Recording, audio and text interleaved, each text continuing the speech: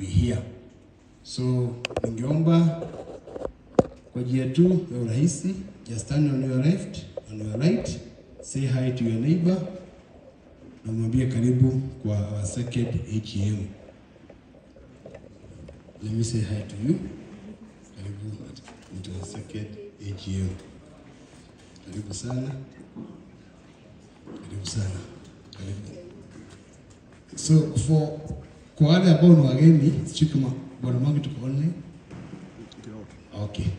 So kwa wale pia members ambao wametupata tukiwa kwa safari, I would want to introduce the offices that we have and the people who are leading us so that tuweze kujua sacco iko kwa mikono ya nani. Karibuni sana. So tuko na supervisory committee ambao wako miongoni mwetu. So nitaanza na wao. Na ningetaka tu pia tusikie sauti yao even as we settle. Karibu sana. Bwana Martin, nikikuomba tu chukue nafasi hapa. Yeah. So chairman wa supervisory tujulishe kwa timu yako. Asante sana chairman. Na wasalimu, habari yenu? Mko salama? Tunashukuru Mungu kwa nafasi hii na siku hii ya leo, kwa sababu ametupea nafasi ya kujumuika pamoja, tujuane. Wengine waliingia kitambo na wengine wameingia nyuma, hatujuani vizuri, lakini kabla tufike hapo, nataka kuchukua nafasi hii kuwashukuru pia nikiwajulisha kulingana na pale mwanzo tulifanya uchaguzi na nikachaguliwa kama chairman wa supervisory committee. Nimekuwa tukiwakilisha na ningetaka wenye tuko na wao tunawakilisha pamoja na wao wawasalimie kisha niseme machache. Karibu.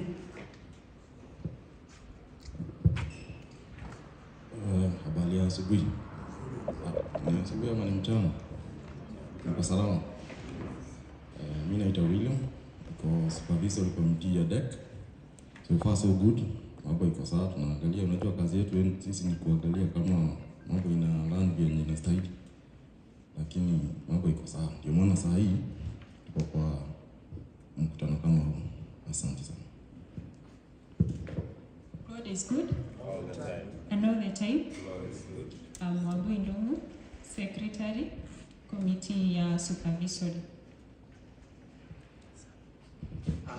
Hao ndio tunashikilia na wao kulingana na ile nafasi mlitupatia, na tunashukuru Mungu kwa umbali wa mwongozo wa chairman na wengine wote tumekuwa tukishikilia.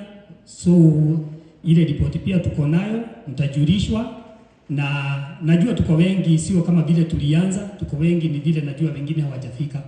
Kwa hivyo tunawashukuru sana pia kwa kutushikilia, sababu kama sio nyinyi pia sisi hatungekuwa, na kama sio sisi pia nyinyi hamungekuwa. Kwa hivyo tujumuike pamoja, tutie bidii. Nashukuru kuna wengi wameingia nyuma na naona tutaenda mbali. Asanteni. Tuwapigie makofi. So naona bwana Kulia yuko hapa, but I will ask the secretary to say a word. Salimia watu. Good afternoon. Good afternoon. You guys look totally amazing. I am happy to be here to see you once again, and we do not take for granted that you've taken time off. It's a Sunday to kuja tuhudhuria this great day with us. So be blessed in a mighty way as kwa short kwa pamoja as we move along. Thank you.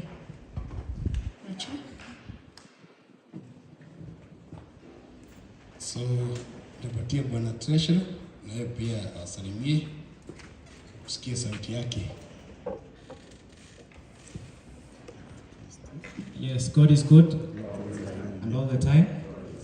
My name is Stanley Chengo, treasurer of DEC SACCO, and I hope you'll have a wonderful day as we share what we have for you. Thank you.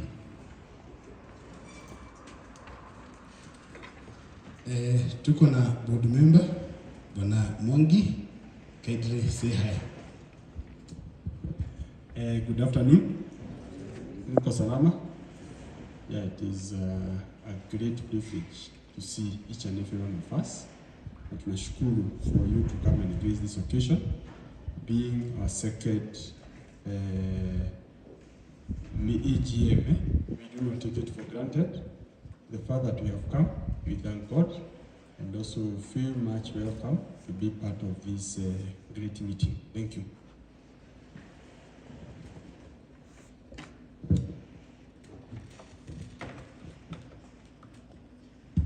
Najua the last time we were here, hatukuwa na ofisi ya SACCO. We didn't have an office. Na I think as we are aware, most of us, tuliona ni mzuri tukuwe na ofisi, na tukapata our employee number 1, who is Madam Monica, ambaye amekuwa very helpful. Na wangapi wameona usaidizi ama faida ya kuwa na Madam Monica kwa ofisi? So we appreciate, right? Yeah, so we appreciate Madam Monica being with us, and I want also aseme hi, and also officially to welcome her since she is our MC for the day, ili kutoka hapo achukue program na endelee nayo. So karibu sana Madam Monica. Thank you, Chair, for that introduction. My name is Monica Anjiko Mwirore. I'm so privileged to be staff number 1, DEC SACCO, and thank you board members for having faith in me. So today hatuna mambo mengi sana. Today is our AGM, and we have the business of the day that we have. But before we go to the director to the program, I want just to say thank you, members, for the way that you have been, the support that I have been receiving from you. It has been amazing. We have been inquiring and we have been assisting one another. So where we are, it is not because of me, but it's because of you. Kwa hivyo jipigie makofi.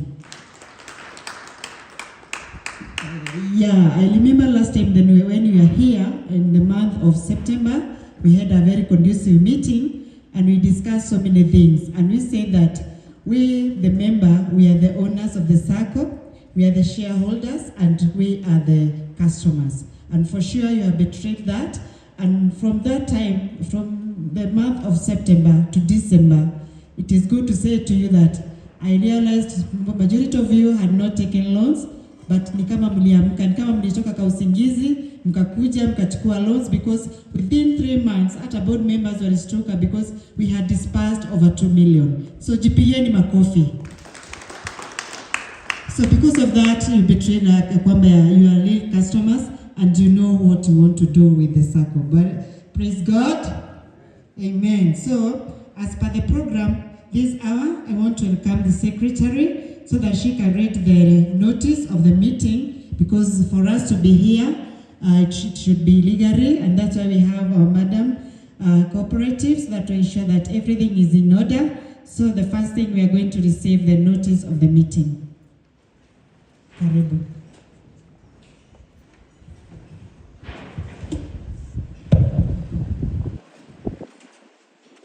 And I read it. To all members, notice of the second annual general meeting. A notice is hereby issued that there will be an annual general meeting for all members of DEC SACCO Limited on Sunday, the 23rd of February 2025 at Diamond Engineering Company Limited warehouse starting at 11 a.m. Agenda, reading and confirmation of annual general meeting notice, reading and confirmation of 2023 AGM minutes, matters arising from minutes, chairman's report, supervisory report, matters arising from reports, presentation and consideration of audited reports for the year 2024, presentation of adjusted 2025 budget and provisional budget 2026, appointment of an auditor, approval of society's borrowing power, resolutions, board of directors and supervisory committee elections, invited guest remarks. We need a proposer and a seconder.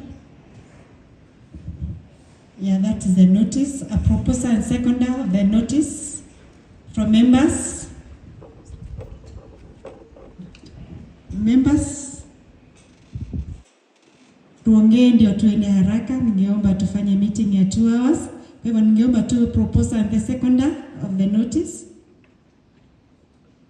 Chukua mkono. We have jina ya seconder. We have the proposer, the seconder.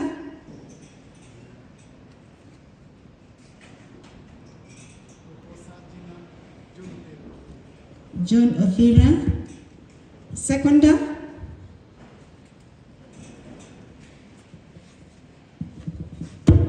Seconded, Patrick Moura. Thank you so much. Also, I take this opportunity to welcome them that are online. We have the BuildX members who are at Kisumu, them that are also watching from home. We are welcoming you to our second AGM, so feel at the meeting. So this hour, I still welcome the secretary to read the minutes of the previous AGM that we had, so that at least we can remind also where we were. Thank you. Minutes of the first annual general meeting of DEC SACCO held on the 29th of October 2023 at 10 a.m. at Diamond Engineering Company Limited, Main House, Boroti.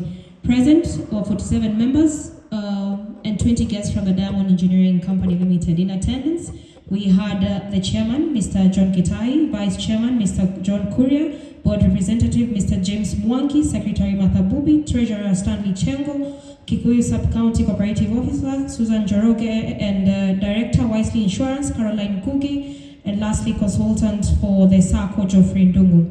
The meeting being queried, the chairman, Mr. John Kitai, called the meeting to order at 10:30 a.m. Mr. Patrick Moura opened the meeting with a word of prayer. Afterwards, the chairman introduced the guests of the day. Minute 1 of 2023, notice of the annual general meeting. Geoffrey Ndungu read the notice of the first annual general meeting, and this was noted by the members. The notice was proposed by Abraham Kivinji, a member, and seconded by Patrick Moura, a member. Minute 2 of 2023, chairman's report. The chairman began his report by thanking God for bringing the members this far and enabling the SACCO to continue enriching their lives. He gave a brief of how the SACCO came into existence. He also stated that the SACCO was established in April 2022 and has been in operation for 1 year.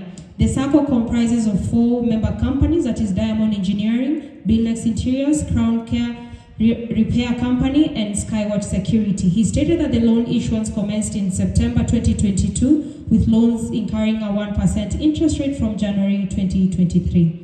The loan disbursed were as follows. A total of 160 loans were disbursed, with 129 loans cleared and 31 in operation currently, which are active. The total disbursed loans amounted to 2,411,101, benefiting 158 members. There are 126 cleared loans, 32 active loans, and 1 defaulted loan, with a balance of 3,979. The highest loan disbursed is 150,000. Interest. The interest on loans commenced in January 2023. The expected interest income is 140,737, with 30,833 as acquired interest and 110,354 in pending interest. He noted that the growth was a reflection of the confidence members have and continue to have in the SACCO.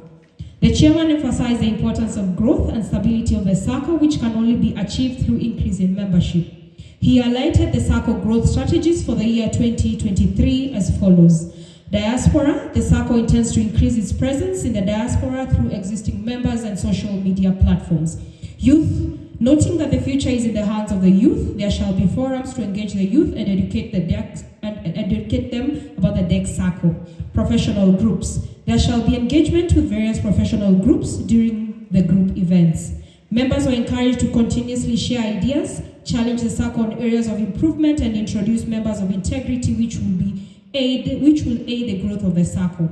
In closing, the chairman appreciated the members' support and commitment towards the affairs of the SACCO. The chairman report was adopted by members as proposed by Mr. William Gishuru and seconded by Stanley Chengo. Minute 3 of 2023 SACCO progress. The current profile as at 28th October 2023, we had the metrics and the amount. being total SACCO savings 1,503,154, loanable savings 95%, 1,427,936 with 30 cents. Total disbursed 908,715,000. Available for disbursement 519,281 and 30 cents. Reserve saving 5%, which total to 75,157 and 70 cents. Pending request 115,000. Projected disbursement balance for 404,202 and 81 and 30 cents. Appointment of a banker. With the assistance of Madam Susan Njoroge, the floor was open for discussion regarding the appointment of bankers for the DEC SACCO. Discussion of the importance of having an independent bank from the one of the Diamond Engineering Company was highlighted. After discussion, a motion was made by John Kuria to appoint Cooperative Bank of Kenya as the official bankers for DEC SACCO. The motion was seconded by Constantine Ouna. The motion was put to a vote and it was approved by all 47 members, and Cooperative Bank was officially appointed as the bankers for the DEC SACCO. Minute 5 of 2023, appointment of auditors. Madam Susan went further and opened the floor for discussion regarding the appointment of auditors for DEC SACCO. She highlighted the auditors are essential for maintaining the financial health, accountability, and sustainability of a SACCO. Their independent and objective assessment of the SACCO financial activities provide confidence to the members, regulators, and other stakeholders, and helps prevent financial irregularities and risks. After the discussion, the motion was made by Mary Wamboi to appoint Eunice Njuguna as the official auditor for the DEC SACCO. However, the motion was not seconded by anyone, as the members wanted an independent auditor from Diamond Engineering Company. The to be elected members were given the mandate of selecting auditors for the SACCO and involve the members of the same. Minute 6, 2023, approval of budget. Mr. Stanley Mwoki presented the budget for the fiscal year to the members. Registration, promotional expenses totaling to 20,000, printing stationery expenses 5,000, committee expenses 15,000, bookkeeping 10,000, audit keeping 20,000, insurance 10,000, education 15,000, postage and telephone 10,000, travel expenses 10,000, other expenses 5,000. The total estimated expense was 120,000. Estimated net surplus deficit 80,000 shillings. Minute 7, 2023. Approval of society's borrowing power. The members were enlightened about all the borrowing power of a SACCO. The borrowing power in this context represents the authority of permission granted to the SACCO to borrow funds from other external sources such as financial institution or other sources of financing. On this note, William Gishuru proposed the SACCO's borrowing power to be at 0. This was seconded by Simon Kongo. Minute 8, 2023, fixing of indemnity. The fixing of a SACCO, Savings and Cooperative Society, involves determining the amount and conditions under which the SACCO will provide indemnification to its officers, directors, employees, and volunteers for legal expenses or losses incurred in the course of their duties. Indemnity is a form of protection against legal liabilities and expenses. The indemnity amount was discussed and a few proposals were made which led to a vote on the same. The votes were as follows: member name, amount, and number of votes. We had William Gishuru proposing 115,000, 50,000, which had 1 vote. Elvin Wanzala proposed 160,000 with 2 votes. Simon Kongo 250,000, 16 votes. Therefore, the fixed indemnity was 250,000 Kenya shillings. Questions. A member asked on the exit fee and membership fee. It was explained that upon exiting the SACCO, there will be an exit fee imposed on any member who decides to withdraw or terminate their membership in the SACCO. This fee is typically designed to cover administrative costs associated with processing the withdrawal and to address any potential impact on the SACCO's financial stability caused by a member's departure.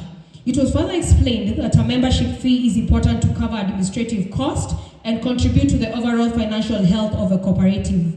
Another member sought to know about the credit policy and the bylaws and if they can change. It was explained that yes, the bylaws are not cast on stone and can be changed. Minute 8, 2023, talk from Wisely Insurance Agency. Caroline Dungi from Wisely Insurance Agency gave a very informative talk to the members regarding the importance of saving and being in a SACCO. She explained that having a last expense benefit is crucial as it provides financial support to members and their families during challenging times and helping cover funeral expenses and related costs. She went further and explained that the benefit demonstrates the SACCO's commitment to member welfare beyond savings and loans, fostering a sense of community and security among members. It is not just about financial assistance, it is a way of showing empathy and support during difficult times, reinforcing the SACCO's role as a reliable partner in its members' lives. May 9, 2023 elections, members decided to have a secret ballot kind of election and were invited to name the nominees for the position. They were nominated as follows: Mr. Mwangi, Mr. John Gitai, Mr. Stanley Chengo, Mr. William Gishuru, Mr. John Kamau Mugo, Ms. Martha Bubi, Mary Wamboi, Stephen Derito, Ephantas Dongo, Alex Kuria, John Odira, John Kuria. Nominations were accepted and the list of the candidates were recorded. Madam Susan led the election, which started at 1:20 p.m. She conducted the voting process, ensuring confidentiality and fairness. Members casted their votes and the process proceeded smoothly. In turn, the votes were tallied in a transparent manner. The results were announced and top elected members who will be the interim board were Mr. John Gitai, Mr. Stanley Chengo, Ms. Martha Bubi, Mr. John Kuria. The team elected selected amongst themselves who will hold each position, and it was as indicated. Mr. James Gitai, board representative, Mr. John Gitai, chairman, Mr. Stanley Chengo, treasurer, Ms. Martha Bubi, secretary, Mr. John Kuria, vice chairman. The team that will represent the supervisory board was selected as well. Mr. William Gishuru, a member of the supervisory board, Mr. John Kamau Mugo, the chairman, Ms. Mary Wamboi, the secretary. The elected candidates were congratulated and they gave their respective speeches and thanked everyone for choosing them and having faith in them. Madam Susan thanked everyone for being present and wished the SACCO all the best. Any other business, being minute 10 of 2023, the newly elected chairman, Mr. John Kitahi, thanked everyone for their participation and emphasized the importance of a united SACCO community. He confirmed that there was no other business. The meeting closed at 2:30 p.m. with a word of prayer from Elvin Wanzala. Thank you so much for that minutes. Wish to have the proposer and the seconder for us to discuss the minutes. Proposer and the seconder. The members that were present, you're welcome to propose and second that those were our deliberations during that meeting. We have one. Jane Mwangi, I propose. We have Jane Mwangi, thank you so much. We have the other one behind you, Chairman.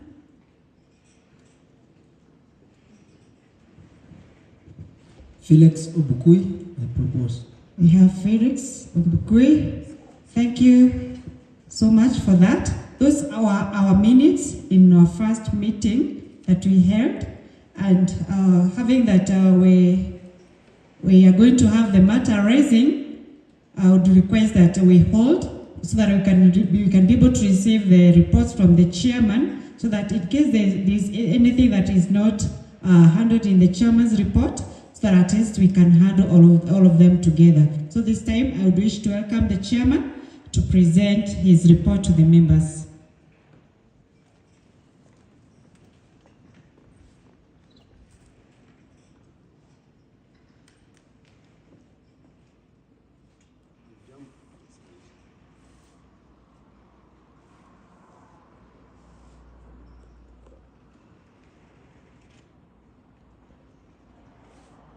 I think we are all okay. The online community, we have a report that has been shared through the WhatsApp group. So I think you can access that. As I invite you again to go together with me through the report for the last 2 years. Distinguished guests, members, ladies and gentlemen, on behalf of the Board of Directors, it is my great pleasure to welcome you all to this 2025 Annual General Meeting. Thank you for attending, and first and foremost, I am deeply grateful to God Almighty for guiding us up to this far, enabling the SACCO to continue making a meaningful impact in the lives of members. As a board, we are honored to lead this exceptional organization with a clear mission centered on serving our members to the fullest. The results of this visionary leadership are evident in the SACCO's sustained growth and outstanding performance, particularly in the year under review. We remain committed to further strengthening these achievements, so we encourage you to confidently invest and utilize our products and services. The future looks even brighter. Membership in 2024, the SACCO financial stability and aggressive marketing made it easier to attract new members even in the neighboring counties. Thus, in the year, the SACCO has been able to close the year with 107 members. In fact, I'm just made to understand that this number has increased. We are currently at 121 members. In addition, the SACCO was able to increase its membership to other regions outside the year. More are still coming courtesy of its good reputation. The board promises to continue boosting the existing good image by providing exceptional benefits to members through unrevealed products and services. I would urge all of us to passionately market the SACCO in forums we are privileged to attend through positive word of mouth to sustain the ongoing enthusiasm. Members, our total assets, the SACCO maintains a highly stable assets portfolio, mainly invested in members' loans, bank deposits, and investments. In 2024, our total assets have grown from 3,588,000, reflecting our continued financial strength and prudent management. This growth is a testament to the trust and confidence our members have placed in the SACCO, as well as our commitment to sound investment decisions and sustainable financial practices. The increase in assets underscores our ability to provide competitive financial solutions while ensuring long-term stability and resilience. Moving forward, we will continue to prioritize strategies that enhance asset growth, improve liquidity, and maximize returns to our members. And now, share capital. The society has recorded steady growth in share capital, reaching to 107,000 Kenyan shillings in last year, 2024. This positive trend is directly attributed to the unwavering support and patronage of our members, who continue to invest in the SACCO with confidence. The increase in share capital not only strengthens our financial foundation, but also enhance our lending capacity, allowing us to offer more competitive products and better services to our members. As we move forward, we encourage continued participation and investment, as this growth directly contributes to the long-term sustainability and success of the SACCO. Now, members' deposit and saving, as of last year, total member deposit have reached a total of 3,260,000, reflecting sustainable growth and confidence in the SACCO. This increase is a testament to our members' trust in the institution and their commitment to saving and investing for a secure financial future. The steady rise in deposits strengthens our liquidity position, enabling us to provide more financial solutions, including affordable credit facilities and investment opportunities. We remain dedicated to implementing strategies to encourage more saving, enhance member benefit, and ensure the continued financial stability in the SACCO. Loans to members. Throughout the last year, DEC SACCO remained dependable partner in promoting the financial well-being of our members. During this period, loans disbursed to members totaled to a total of 4,073,100,000, with repayment amounting to 2,184,100,000, leaving a closing loan balance of about 1,886,100,000. Notably, the highest loan disbursed to an individual was amounting to Kenyan shillings 190. This is as per the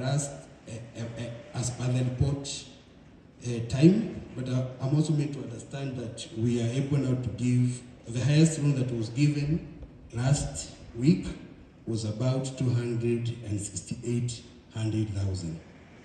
Underscoring DEC SACCO commitment to supporting members' financial needs.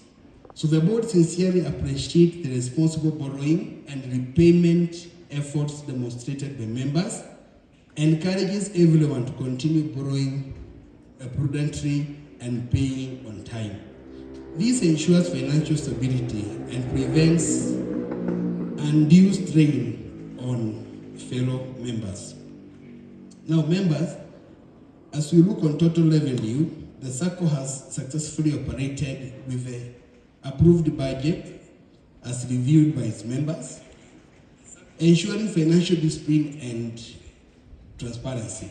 In the year under review, total income amounted to Kenya shillings 685, while total expenses stood at Kenya shillings 746,100,000, inclusive of depreciation costs, which was amounting to Kenya shillings 114,100,000.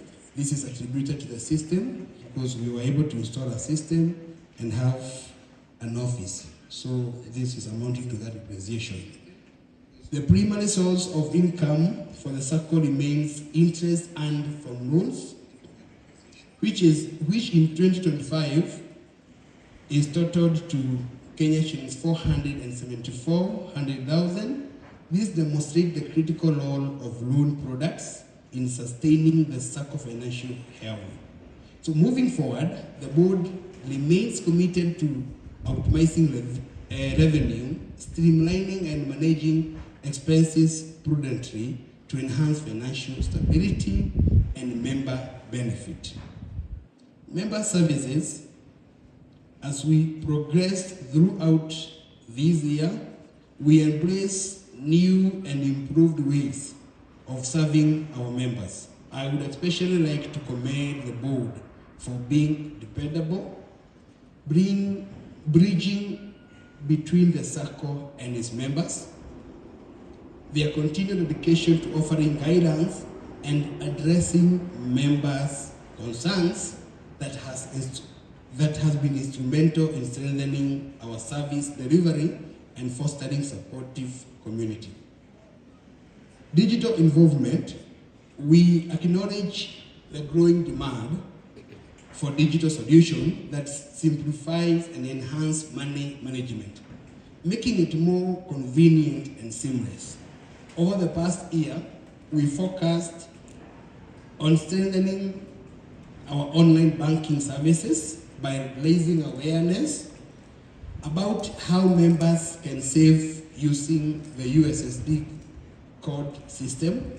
Additionally, we have set plans in motion to develop a website which, once completed, will empower members to transact and monitor their accounts more efficiently through SMS and email alert. This platform will also enhance engagement, providing members with easier access to information about the SACCO, products and services in a more interactive way. As I close, members, we all agree the SACCO has continued to achieve remarkable results. This accomplishment would not be possible without the collective effort of all of us. I encourage all members to continue offering their unwavering support to the board and the staff as we strive for even greater success. As we conclude, I extend my heartfelt gratitude to our dedicated staff members, Madam Monica and the team. Those committed and hard work enable us to consistently add value to the lives of our members. I also sincerely appreciate my fellow board directors and supervisory board members for their steadfast dedication. Most importantly, I want to thank you for you, our valued members, for your trust and your loyalty and continued patronage, and also truly honoring your dues for those who have actually taken our loans. It is a true honor to serve this great circle that is committed to empowering your future and enriching lives. Furthermore, the success of 2024 would have not been possible without the invaluable support of our partners. We deeply appreciate the cooperative officer, Madam Susan, and all the other service providers, our auditor, Bwana Martin, and team, also for the support that they have given us in the past year.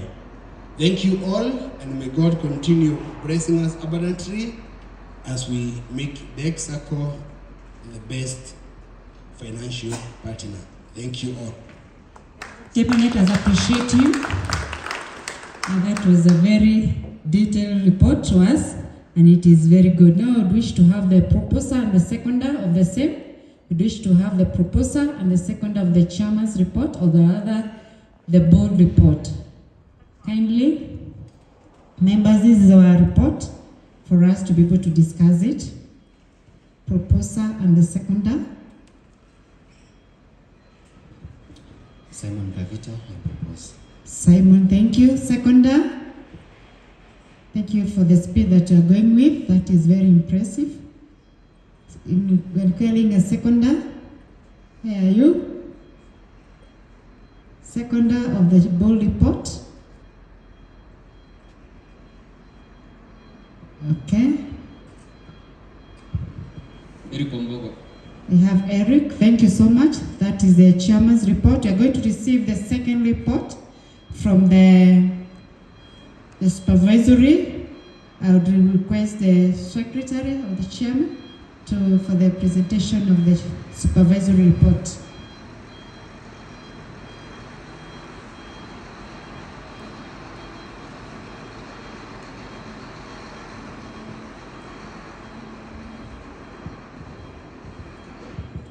Supervisory Committee report. The second AGM held on 23rd February 2025. Our valued members, board members, staff members, cooperative officer, and all stakeholders received greetings from the Supervisory Committee. The committee is glad to present the first report from the Supervisory for the year ended 31st December 2024. We confirm to the members that Supervisory has executed the mandate of oversight placed on them on reviewing the society operations as required through engagement with the board members and the staff member. Being the first year of operation as the SACCO after transitioning from the welfare group, most of the activities were putting of the structure, including the opening of the office, for smooth operations in compliance with the law and regulations governing the SACCO societies. Below are the highlights. 1. Law and regulations. The SACCO is duly registered with institutions that are required by the government with registration number CS/29121. It is governed by SACCO Cooperative Act, among other laws.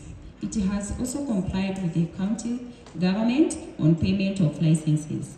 The board is well constituted with working subcommittee to ensure the duties are well segregated. 2. Year 1 performance overview. A. Membership. The SACCO membership stands at 107 members. The growth of the SACCO is through numbers. Hence, we encourage each one of us to bring at least 2 or 3 members to the SACCO through the guidance of the board and the SACCO administrator.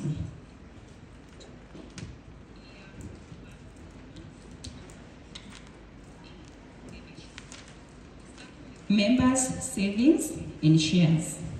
The members' savings have grown gradually, which indicated great ownership of the SACCO by the members to Kenya shillings 3,260,001 shillings. This was commendable, being the first year of the operation. On the other side, the share capital stands at Kenya shillings 107,000.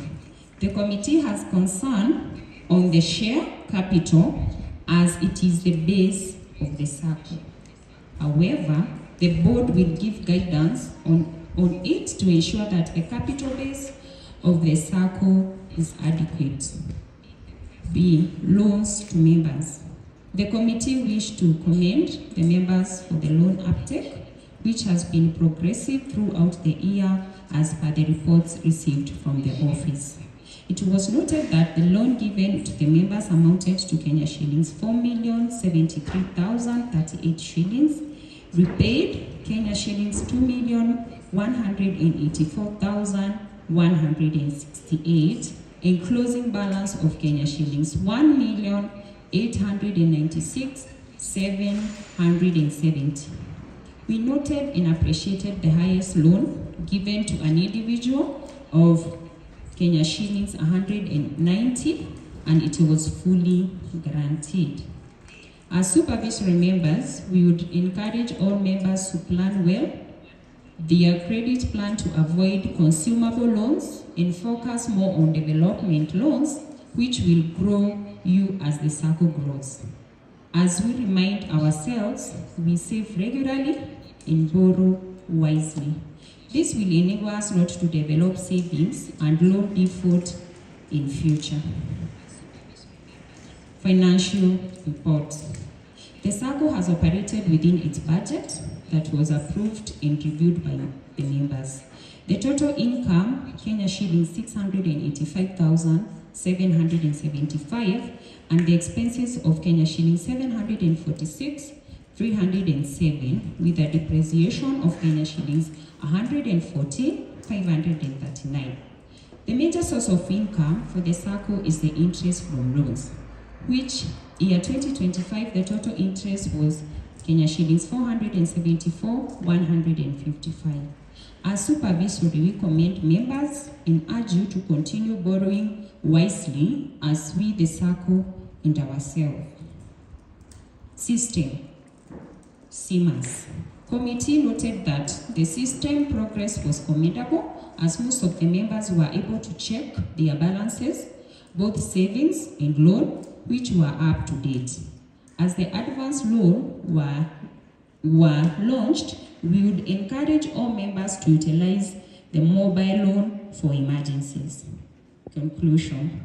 We take this opportunity to assure members that the society is managed professionally within the budget with high levels of integrity. The society is financially sound as indicated in the cash and bank balances. The financial resources of the members are well safeguarded. We wish to commend the board, staff member, and all stakeholders for the continued support towards the growth of the society. Our emphasis is teamwork for DEC SACCO, growth by quoting. If you want to walk fast, walk alone. If you want to walk far, walk together. Thank you. Thank you so much. Thank you, Secretary Wambui, for that report. For sure, we would wish to go far. Hence, we don't want to go very fast, but we would wish to go very far. So let us keep the teamwork. Before I proceed, I would request to have the proposer and the seconder of the report. We are going to receive all the reports. The next report you are going to receive, so that the chairman will take everything together in matter arising from all those reports. Proposer and the seconder. Kindly, members. Thank you. Betanjeri, I propose. We have Better Jerry proposing. Seconder, we are many. So let us continue. Thank you. We have Margaret Wamboi seconding. Thank you so much, members, for the far that you're going. Our time tunakimbia vizuri. The far we are. For now, we are going to welcome our treasurer so that he can give us the various report, so that at least we can handle all the reports together. Treasurer.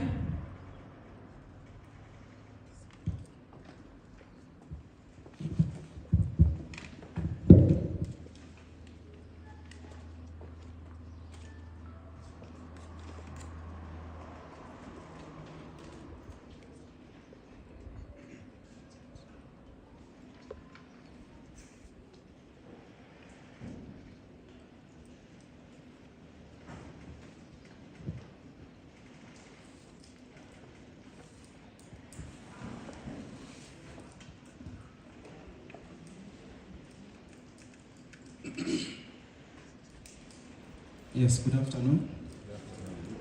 Yes, with me is the variance report. This is just a summary of showing how we actually did in the year 2024 and what we actually proposed as the budget for 2024 in our SGM. So in the columns you see there, we have budget year 2024 and year 2024 actual, and the variances as shown there. I'll begin with the budget for the year 2024. I'll just go in comparison mode rather than reading one at a time. So in the income part, interest for members that we estimated for the year 2024 was 431,873, but the actual performance was 474,155, having an increment of 42,282. The processing fees that we estimated in the year 2024 was 20,000, but in actual sense, we had 92,473, having an increment of 72,473. Registration fees. We estimated a registration of 71,800, but the actual one that we recorded in the year 2024 was 64,800, having a depreciation of 7,000. Investment income. We reported, we anticipated for 120 as an investment, but the actual one was 51,347, having a decrease of 68,653. Exit fees, we had not estimated for any, but we recorded 3,000, having an increment of 3,000. So the total income for the estimation was 643,673, but the actual one was 685,775, having an increment of 42,102. Now, the bottom part is the expenditures. Registration and promotion material, estimated 50,000, but the one that was utilized was 39,000, having an increment of 11,000. Promotion material, we had anticipated for 15,000, but we did not have that one, having an increment of 15,000. Licenses, 14,050, but we did not record any as expenditure for 2024, having an increment of 14,050. Printing and stationery expense, we had anticipated for 30,000, but we recorded 27,833, having an increment of 2,167. Committee expense and subsistence, 15,000 budgeted for the year 2024, but the actual one was 19,067, having a decrease of 4,067. Committee seating and traveling allowance, 36,000, but the actual one was 53,600, having a variance of 17,600. Auditing, we had budgeted for 50,000, but the actual one is 55,200, having a decrease of 5,200. Insurance, 25,000, and it was actually 25,000, having a drop. Education, 25,000, it was actually 25,000, having a room. Postage and telephone, 15,000, but utilized 2750, 12 to 50 as increment. Traveling expense, 10,000, but the one that was done was 13,731, having a decrease of 3731. Other expense, 3,000, having none, increment of 3,000. Internet expense, we had 0 as budget for that, but the one utilized was 13,800, having a decrement of 13,800. Electricity, we had no budget for that, but it came to 1180, which is a depreciation of 1180. SACCO AGM, 70,000, but the actual one was 81,138, having a decrease of 11,138. Banking charge, 6,000, but the actual one that was incurred was 14,252, having a decrement of 82,52. Facilitation and professional consultancy, 95,000, recorded none, having an increment of 95,000. Salaries, 100,000, but it came to 199,000, having a difference of 99,000. Rent at 7,000, incurred 28,000, increment of 9,000. Office and minor renovations, 0, but we incurred 5,080, having a depreciation of 5,080. Office fee, 5,000, recorded none, but had a variance of 5,000. As increment, depreciation, we had registered 7,000, but the depreciation value came to 114,539, having a difference of 107,539. Software expense, we had 0, but it came to 10,100, having a variance of 10,100. Office expenditure, 10,000, but it came to 20,254, having a decrement of 10,254. Computer expense, 10,000, but we incurred 3553, having an increment of 6447. So the total expenditure that we had anticipated for was 618,050, but the one that was actually incurred was 746,307, having a variance of 128. Also recorded a surplus that we anticipated for 25,000, but we came to a negative of 60,532. Yes, so having a variance of 86,115. Yes, so this is a variance report that shows what we actually presented to you in the SGM and what we have actually incurred for the whole of the year of 2024. We will discuss further in by the auditor once he presents everything as it goes in its categories for every expenditure and income. Thank you. Thank you. Let us appreciate Treasurer for the report. He has done a lot of work, especially in lining with the auditor and the ministry requirements, especially when it comes to the expenses. So he had to rearrange so many things. So those are the reports from the board that they were to be presented to you. But before we proceed, because I want to welcome the chairman so that he can get your reaction from all those reports. We had the minutes, we had the chairman's report, supervisory report, and now we have had the variance report, so that at least we can handle all of them together before we proceed to the audited account. So I would wish to have the proposer and the seconder of the variance report. Proposer and the seconder, members? You're almost there. Tusichoke. Proposer and the seconder. Haya ni mahesabu zetu. Sisi tulipitisha budget na tumeletea jinsi ilivyotumika. David Abraham, I propose. David Abraham, thank you. Seconder? We have the seconder. David Jovi, I propose. We have Mr. Njogu and Ms. Second. Thank you so much for the proposers and the seconders of the report. Now I would wish to welcome the chairman so that he can receive all the matter arising from all those reports, so that at least the board can be able to address your issue that may come up. Thank you, Chairman. Good afternoon yet again. How is the progress?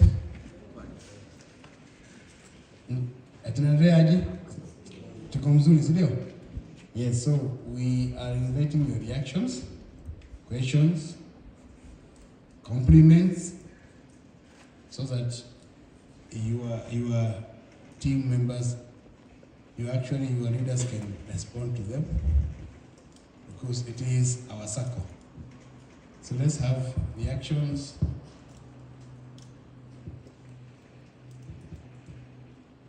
From the matters arising, minute, Isomo, all the way to Chairman's report,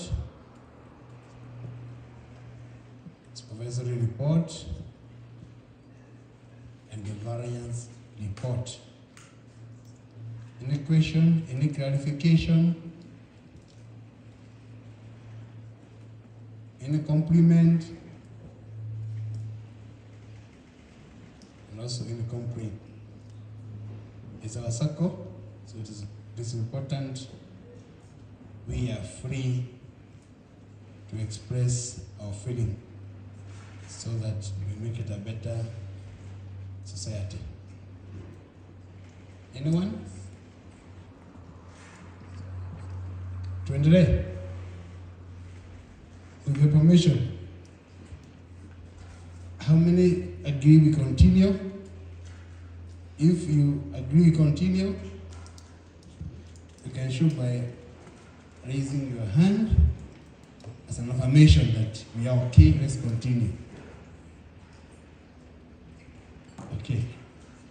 Thank you. Thank you, members. Seems you melewa everything that is being presented, as we say that this is our circle, and also we are redeeming our time. So far so good.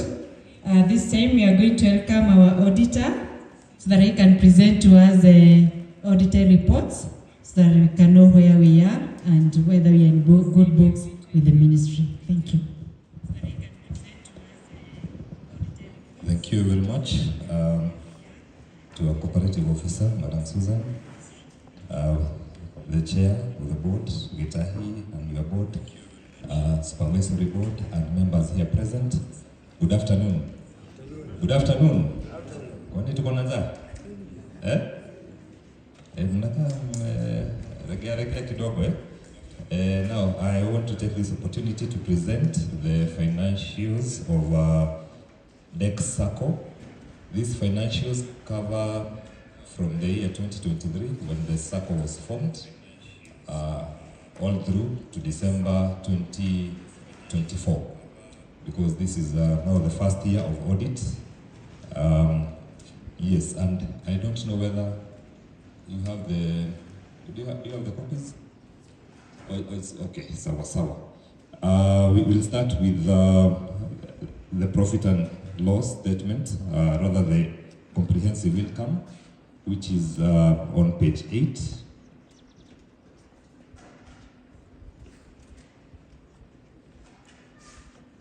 Page 8 of the audit report. I don't know how we are going to maneuver, because we have the explanations in a different page, but we can start with page 8 for now.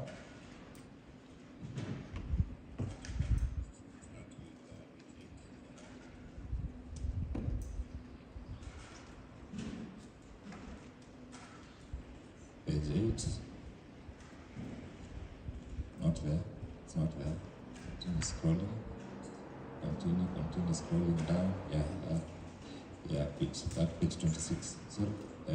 Down. That is the balance sheet. Endelea kwenda chini. Ni yenye iko juu. There we go. Yes, so this is the statement of comprehensive income. The interest on members' loans amounted to 474,155. That is interest income. Other operating income, we had 211,620. Administrative expenses amounted to 578,250. Governance expense 153,805.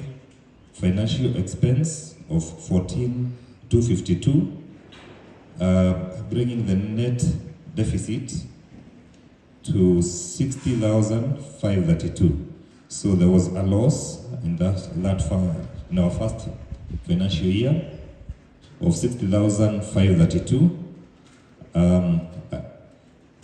So this is I will open the page that has the explanation, the notes.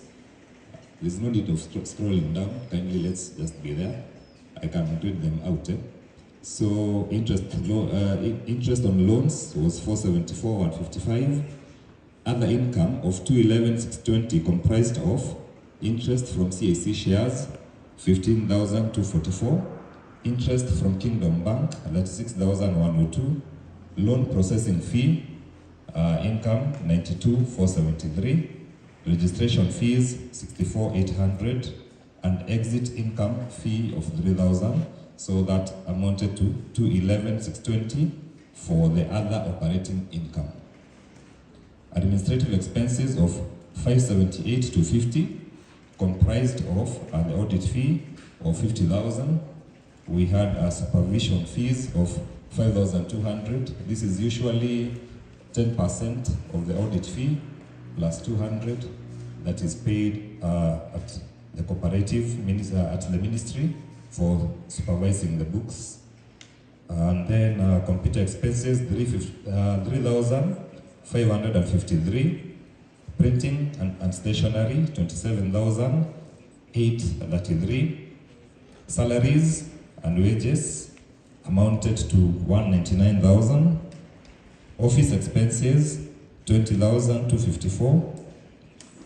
Amortization or depreciation 114,539. Electricity expenses of 1,180. Insurance expense of 25,000. Internet expense 13,800. Rent was 28,000. Registration expense 39,000 for incorporating the SACCO. We had software expenses of 10,100. Telephone 2,750. Training expenses of 19,230. Repairs 5,080. Traveling expense of 13,731. So that amounted to 578,250 administrative expenses. Governance, we had an expense of 81,138 for the AGM. Then the board expenses of 72,667. So that totaled to the 153,805 that we have under governance expense. Then financial expenses, we had bank charges of 14,252. So that explains the expenses that we have in the comprehensive income, and also the loss that we made of 60,000. Let's move to the next page where we have the statement of financial position.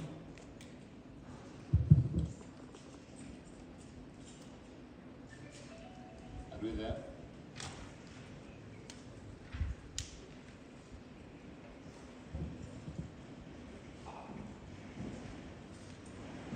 Yes, that one. There. Yeah. The assets that DEC SACCO have as of 31st December 2024, cash and cash equivalent amounted to 310,927, trade and other receivables of 311, 816. Loans to members 1,896,770.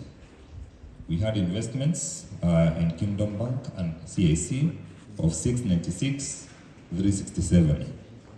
Property and equipment, the net book value was 372,189.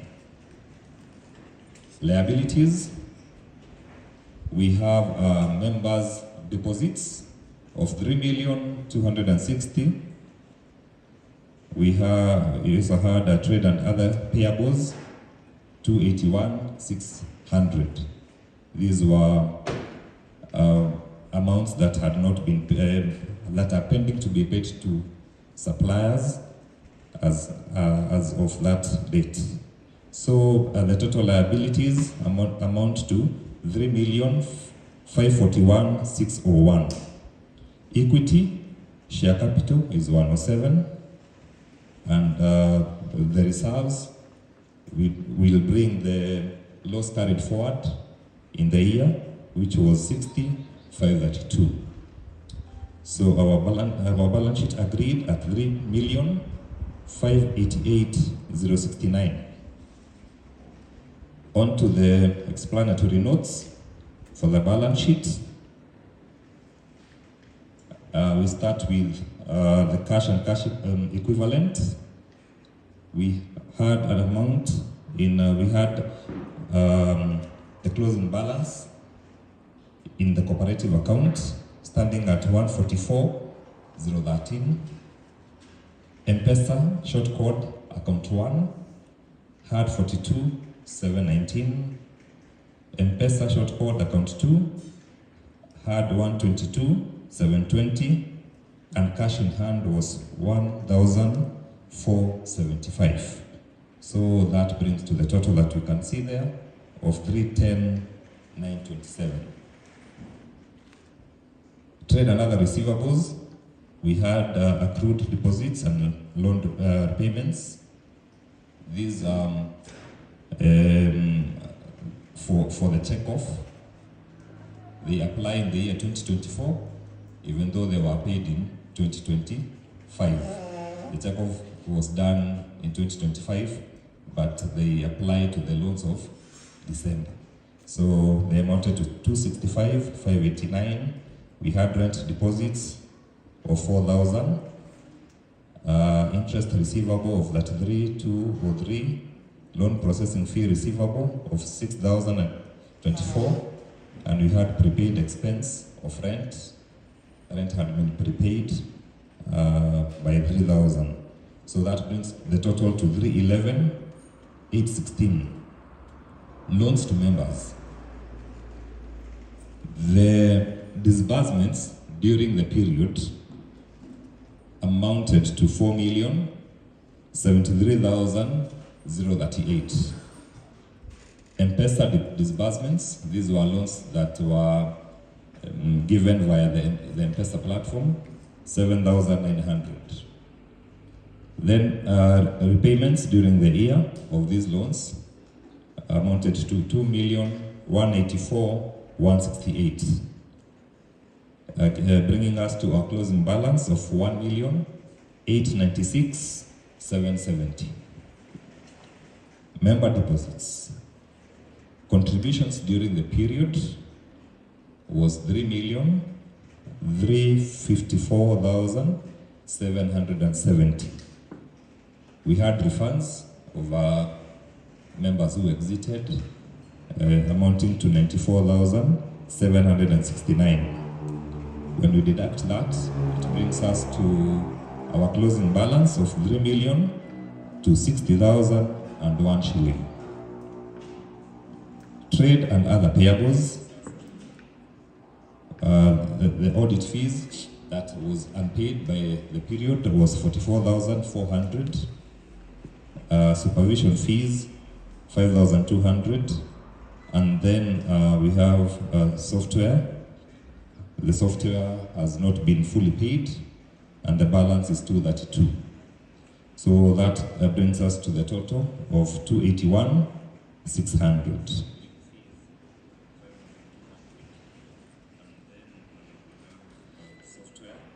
Yeah, share capital. Share capital stands at 107, as mentioned. Reserves, 60,532. Reserves that have been brought forward from the loss or during the period. Yes.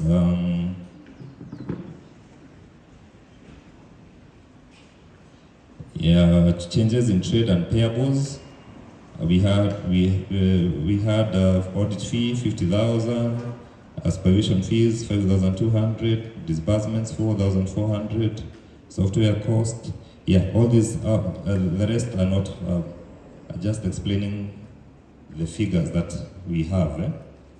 So I think I've touched on everything on the balance sheet. I'd like at this juncture to read the responsibilities of the management board. The management board is responsible for preparing and fair presentation of these financial statements in accordance with international financial reporting standards and the requirements of the rules and regulations governing the society. This responsibility includes designing, implementing, and maintaining internal control relevant to the preparation and fair presentation of the financial statements that are free from material misstatements, whether due to fraud or error, selecting and applying appropriate accounting policies, and making accounting estimates that are responsible in any circumstances. So as you've heard, the management team or the board, they're the ones responsible of preparing these financial statements. And what is our responsibility as auditors? Our responsibility is to express an independent opinion on these financial statements based on our audit. So we review and express an opinion. We give our independent opinion as auditors. We conducted our audit in accordance with international standards of auditing. Those standards require that we comply with ethical requirements and plan and perform the audit to obtain reasonable assurance on whether the financial statements are free from material misstatements. Having done that, we wish to express our opinion as independent auditors. We have audited the accompanying financial statements of DEC SACCO, set out on pages 9 to 16, which comprises of statement of financial position as at 31st December 2024, the income statement, statement of changes in equity, cash flow statement for the year ended, and summary of significant accounting policies and other explanatory notes. In our opinion, the accompanying financial statements give a true and fair view of the state of financial affairs of the organization as at 31st December 2024. And its statement of income and cash flows for the year ended are in accordance with the International Financial Reporting Standards, the Cooperative Society Act, Cap 490, and the bylaws of the society. The engagement partner responsible for auditing and responsible for giving this independent opinion was CPA David Gishohi Warwade. Our firm is called David GW and Associates, Certified Public Accountants of Kenya. We are located at Jengi Plaza, third floor, room number 7. My name is CPA Martin Jogi. I work with David GW and Associates, the audit firm that was responsible for auditing these financial statements. I think I've come to the end, and I invite questions if there are any. Okay, let us appreciate our auditor. we wish to have a proposer and a seconder for us, for the accounts to be all of us. Ziwe ni zetu, ni hesabu zetu ambazo tunazojadili. Ningependa niwe na proposer na seconder. Proposer na seconder for the audited accounts. This is all our work. That's why we say that we are the owner, we are the shareholders, and we are the customers. So, mahesabu ni zetu, ndipoza tukaitwa na board members, ndipoza tuweze kuchukua mahesabu zetu. We have a proposer behind you, Mr. Korea.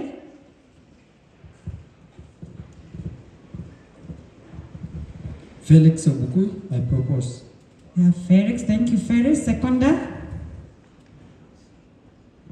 We have few agendas for us to. We have the seconder. Abraham Tevenji, seconder. Thank you, Abraham. Now, this is the time that you can have reaction. You have our auditor. The auditor is independent to give his opinion, and he has expressed. Now it's upon you members to ask questions before as we continue for him to be able to leave. So if you have any reaction to the auditor, kindly, you can lift up your hand and ask. The auditor is here to answer because tulimpatia kazi. So it's upon you. Any issue, any question to the auditor? Tumeelewa zote mahesabu? Any question? Any reaction? We are satisfied. So thank you so much, auditor. You have expressed the accounts vizuri and we appreciate you. So we are still continuing with our program. We are still going to receive another report. AGM is all about report. Hebu tuseme kidogo. Simameni kidogo. At least tumeketi sana na kupokea tu maripoti, mahesabu. Just stretch yourself. So I don't know who is a good, who can do a simple. Just make sure umenogoka kabisa. Because we are halfway now. We are halfway now. Yes, thank you so much. You can now sit down. The progress is good. And for sure, naelewa. So this time I'm going to welcome again the treasurer for him to present to us now. Last year when we were here, we did the budget. We organized for the special AGM because of the budget. So 2025, we wish, as we manage our expenses, to avoid to have a special AGM. Because of that, we had to do the budget for the year 2026 for it to be there, ready, approved by the members, and also the one that we presented for the year 2025. We realized there were some gaps, and as we were guided by the auditor, so we had to review some areas as per the law, we are supposed to bring back to you again the reviewed. So we already have the budget that was approved in the month of September. However, we are going to review as per the guidance that we are given. So this time, I'm going to welcome the treasurer to present the review 2025 and also the estimate 2026. Thank you.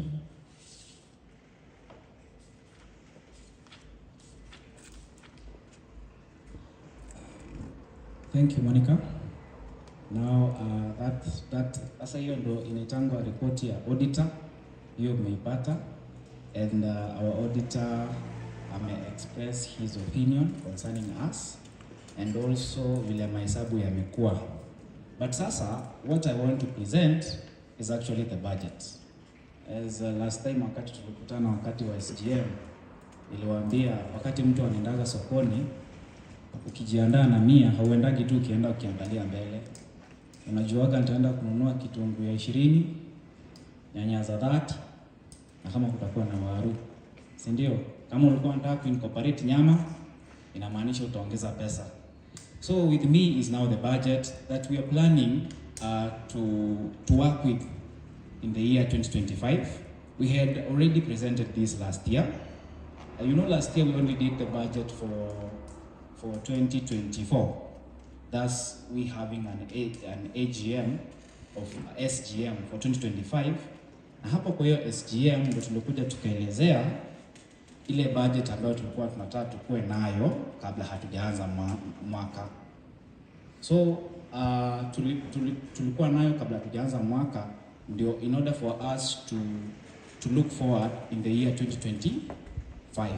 But now the one that we had, tumefanya review, because with the performance that we had in the year 2024, kuna vitu tuliangalia tukaona we need to adjust them so that budget yetu ikae fixed, na so that we can be able to work with that budget. Ambayo sasa unapata we have a supervisory committee here ambao wanakujaga wanaangalia mahesabu yetu kulingana na vile tunaenda, na wanatu advise whether tumesurpass ama tuko within our limits. Tuko pamoja? Hello? Yes. So this is the presentation that I would like to present to you. I'll just go the same way as I went with the variance report. I'll just be going across the years. So if I may explain also on 2026, we are doing for 2026 kwa sababu si mnajua SGM yetu imekuja after mwaka imeingia. So we are also avoiding an SGM. Nakumbuka ile SGM tulifanya last year katikati ya mwaka. We also trying to avoid that. Sababu si unajua pia SGM inakuwa na costs ambazo zinaingia. So we are actually saving on what we did last year to avoid an SGM for financial reasons for 2026. Yes, that's why we are having 2026 there. Na pia in matters of planning and also our strategic plan, that we also incorporate some bit of allowances in our budget. Now, I'm going to take you through. For the year 2024, we recorded interest of 474,155. In 2025, we are anticipating for how to recording interest of 936,000. In the year 2025, this is what we presented in the SGM, and also in the review is also the same. But for the year 2026, we actually unajua lazima tujiwekee target ya juu. In the next years to come, we cannot just put a target ya hapo hapo. So we actually target for us to do interest of 1,188,000. Interest processing fee in the year 2024, the one that we recorded is 92,473. 2025, we are looking forward to 234,000. The review is also the same, but for the year 2026, it's on 297,000. Registration fee, the actual one that we recorded was 64,800. For the year 2025 is 60,000, and the review is just the same. And also for 2026 is 60,000. Investment income 51,347. The one that we presented, we did not have that one in place, but now we have reviewed it to having it in place of 50,000, which also translates in 2026, 50,000. Exit fee, the one that we recorded in 2024 was 3,000. We are not anticipating anyone to leave, so hapo tumeweka 0. And also for 2026, tunataka kila mtu akue, we don't want exit fees, so that one will still remain at 0. So the total income for 2024 is 685,775. For the year 2025 that we did in the SGM was 1230,000, and for the year the review with the addition of 50,000 as investment income coming to 1280,000, and for the year 2026 1595,000. Let's go to the expenditures in what we have budgeted for. Registration and promotion material 2024 was 39,000, but this year we have actually reduced it to 10,000 for the proposed one, and for the one that we have incurred, and also for the review 10,000, and the year 2026 20,000. Promotion material, we do not have it, but this year we are planning to be having promotion material at 50,000. The review is also the same, and also 2026 at a constant rate. Printing and stationery, it translates to 27,833. We reduced it to 10,000 and 10,000 for 2025, the review, but for 2026, 15,000. Committee expense and subsidence, it was 19,067. For the year, for the review was 20,000, and also the one that we will also wish to work with is 20,000, but for 2026, it's 50,000. Committee allowance and committee sitting and traveling allowance, 53,600. For 2025, 50,000. For the review, we've raised it to 60,000, having 2026 at 80,000. Bookkeeping, it is 0 for across all. This is because we have an officer in place, our admin, Monica, who is actually doing that. For the auditing, it was 55 to 100, inclusive of, it was 55 to 100, 20,000 for the year 2025. The review, for the year 2025 review at 50,000. Also for the year 2026 at 50,000. Insurance, 25,000, the same across all, with no difference. Postage and telephone, 2750. Year 2025, 34,000. The review decreased it to 20,000. For the year 2026, year 2024, we did not have any traveling expense, but we have a miscellaneous of 3,000 and 3,000 for all. Internet expense, we incurred 13,800. 2025, we actually reviewed done, but we have now recorded that 5,000 and that 5,000 for the year 2026. Electricity, 1138, 1180. We did not present that one in the SGM, but now we have 10,000 there for 2025 and 15,000 for 2026. SACCO AGM for the first year. We had 81,138, but this year, since we are having only one, we decided to put it at 70,000. At 70,000 still at the review, but for the year 2026, we want to go big at 100,000. Bank charge, 14,252. Actual 2025 presented 10, review 10, year 2026 10. Facilitation and professional consultancy, we had none recorded there. For the year 2025, 10,000. Also for the review and also for 2026. The salaries, we came to 199,000. For the year 2025, 350. For the review, is also the same. But for the year 2026, we are actually looking forward to having more employees, having 400,000. The rent, 28,000.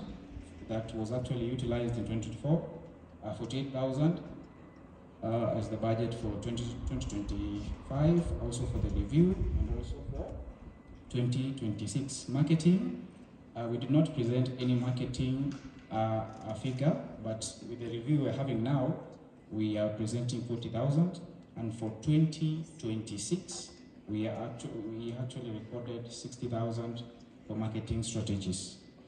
Office and minor renovations, we had 58, but this year we have increased it to 10,000, but we have actually raised it to 15,000, so that we may actually modify and renovate the office that we have it there, and for 2026 at 20,000. Office still did not have it in place, but now we are actually budgeting it for 10,000 across each.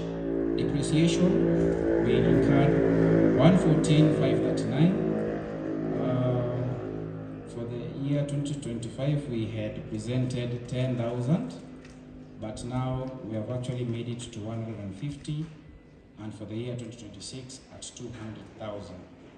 Software expense, 10,100. We did not present that one, but now we have presented it to 50,000, and for 2026, 80,000. Office expense, 2254.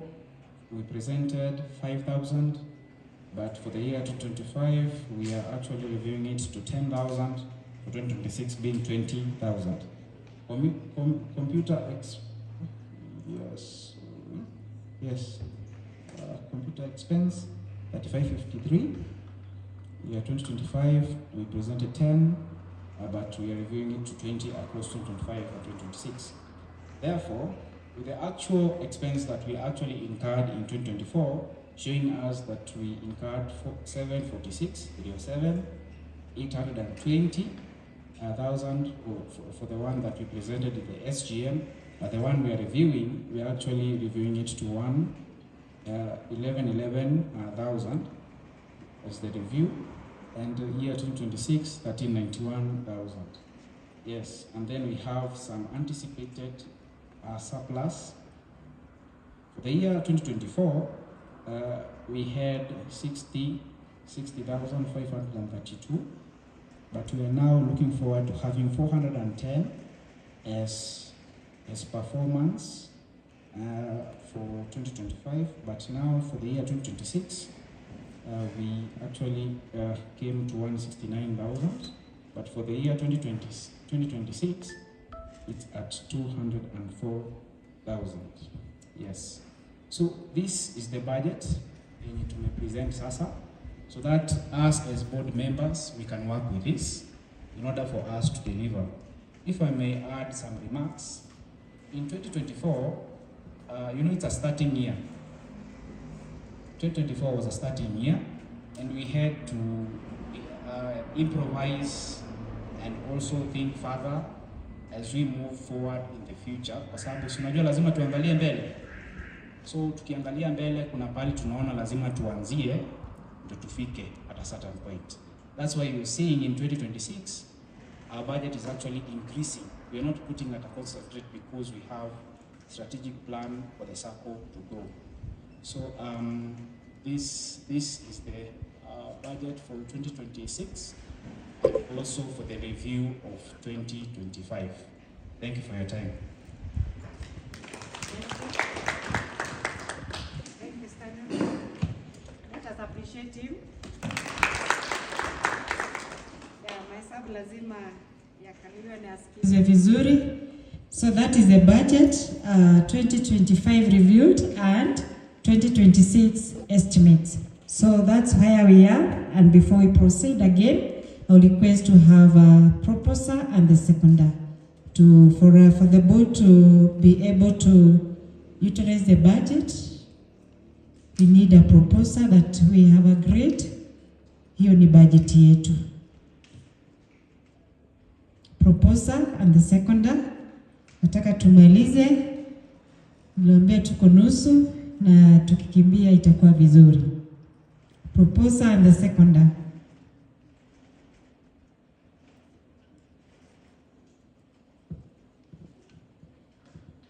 Kunyamaza ni kusema treasurer arudi kwa meza, atengeneze budget nyingine atuletee. That's what it means. I'm also open for reactions. If we don't propose and second, it means the treasurer will go back, sit down, and then in the month of September again, we shall be here. That's what it means. So kindly I'm requesting for proposer and seconder.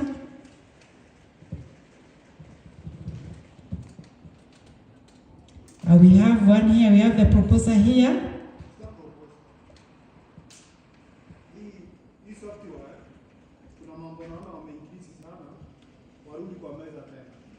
Wanatupatia shilingi 10 pande hii, pande hii tunanyang'anya mbao.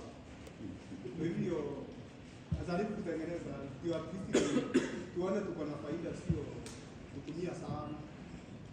Okay, that is one opinion ya kwamba we go back to the drawing board, but for us to be able to discuss it, because the good thing is that the budget is there. The good thing is we approve the budget and then we give our opinions to the board for them to go and sit down and review.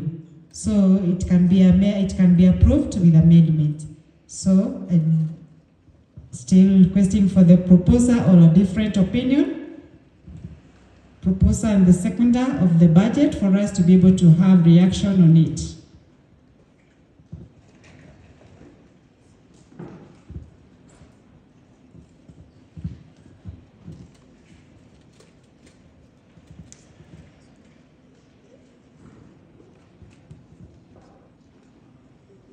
I'm still waiting for the proposer or a second.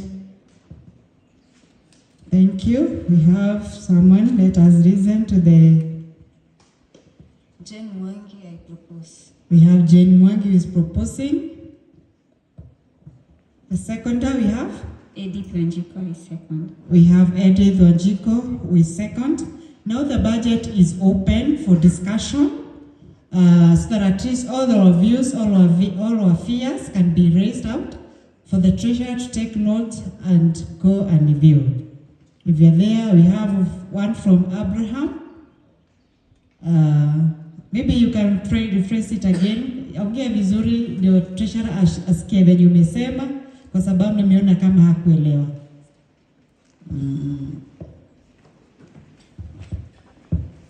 Kwa hii budget wameweka ya 2025-2026, mimi naona kuna mali inaenda juu, inaenda excess, alafu mali inaenda chini, inaenda kidogo sana.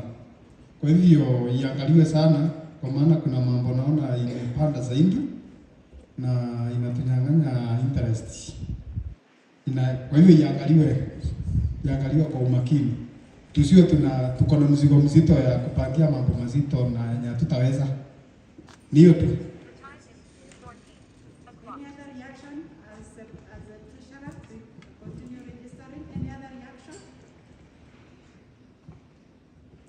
Members, this is our budget.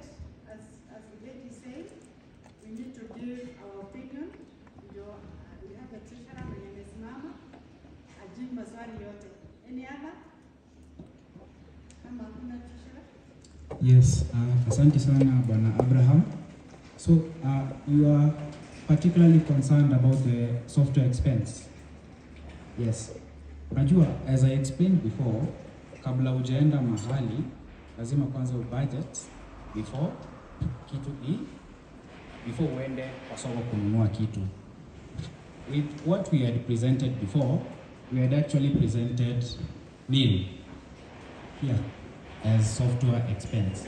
You know, if we present nil, inamaanisha kama kuna figure yote itatokea hapo, we'll actually have to come to do an SGM. Na tukifanya SGM tutakuja tuseme hatukuwa tumeconsider hii software expense, but sasa imetokea. The figure that we are having here is because in order for the SACCO to operate, unapata tunakuwa na systems. We have systems to protect our machines, such as antiviruses. We also have the maintenance from also watu wenye wanatupatia system wanaitanga codec. Unapata pia wao wanatokea hapo. Actually that is what recorded for 10-11. But also for the review that we had before, unapata there are areas tulikuwa tumebudget for something but hatuku record at all. But we are actually anticipating tutapata kafika hapa. But haimaanishi eti hii tutakula. Haimaanishi hiyo ndio tutakula. Actually we are actually looking on some things zenye tumezibudget hapa, tujaribu kuwork hand in hand so that we may also reduce the budget. But tukikuja to incur costs hapa hivi na tuliwapatia nil wakati tulikuja hapa kwa SGM. So unaona itabidi tumekuja kwa SGM nyingine. Na SGM actually is one of the highest expense that we incurred. The other expense that unapata pia tuliincur sana ni inaitwa depreciation. Depreciation inatokea wakati umekuwa na let's say kama machines na pia software. We are having a very good software. Na hiyo software, since we are having it, for the next 3 years, tutakuwa tuna provide a depreciation value for the software.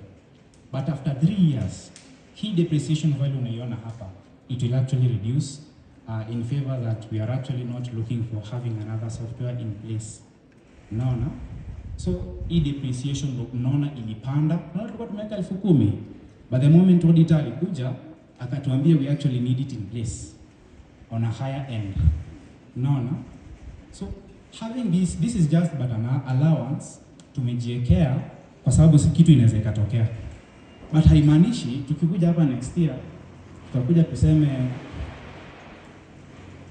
computer software expense 50,000 na imesimama at 50,000. No, probably tukiona kuna pahali software expense inakaa kama itatugonga sana na tunahitaji sana, we'll actually need to have an SGM for that, because we actually have our supervisory committee in place ambao wanaendaga wakiangalia whatever we have against our budget.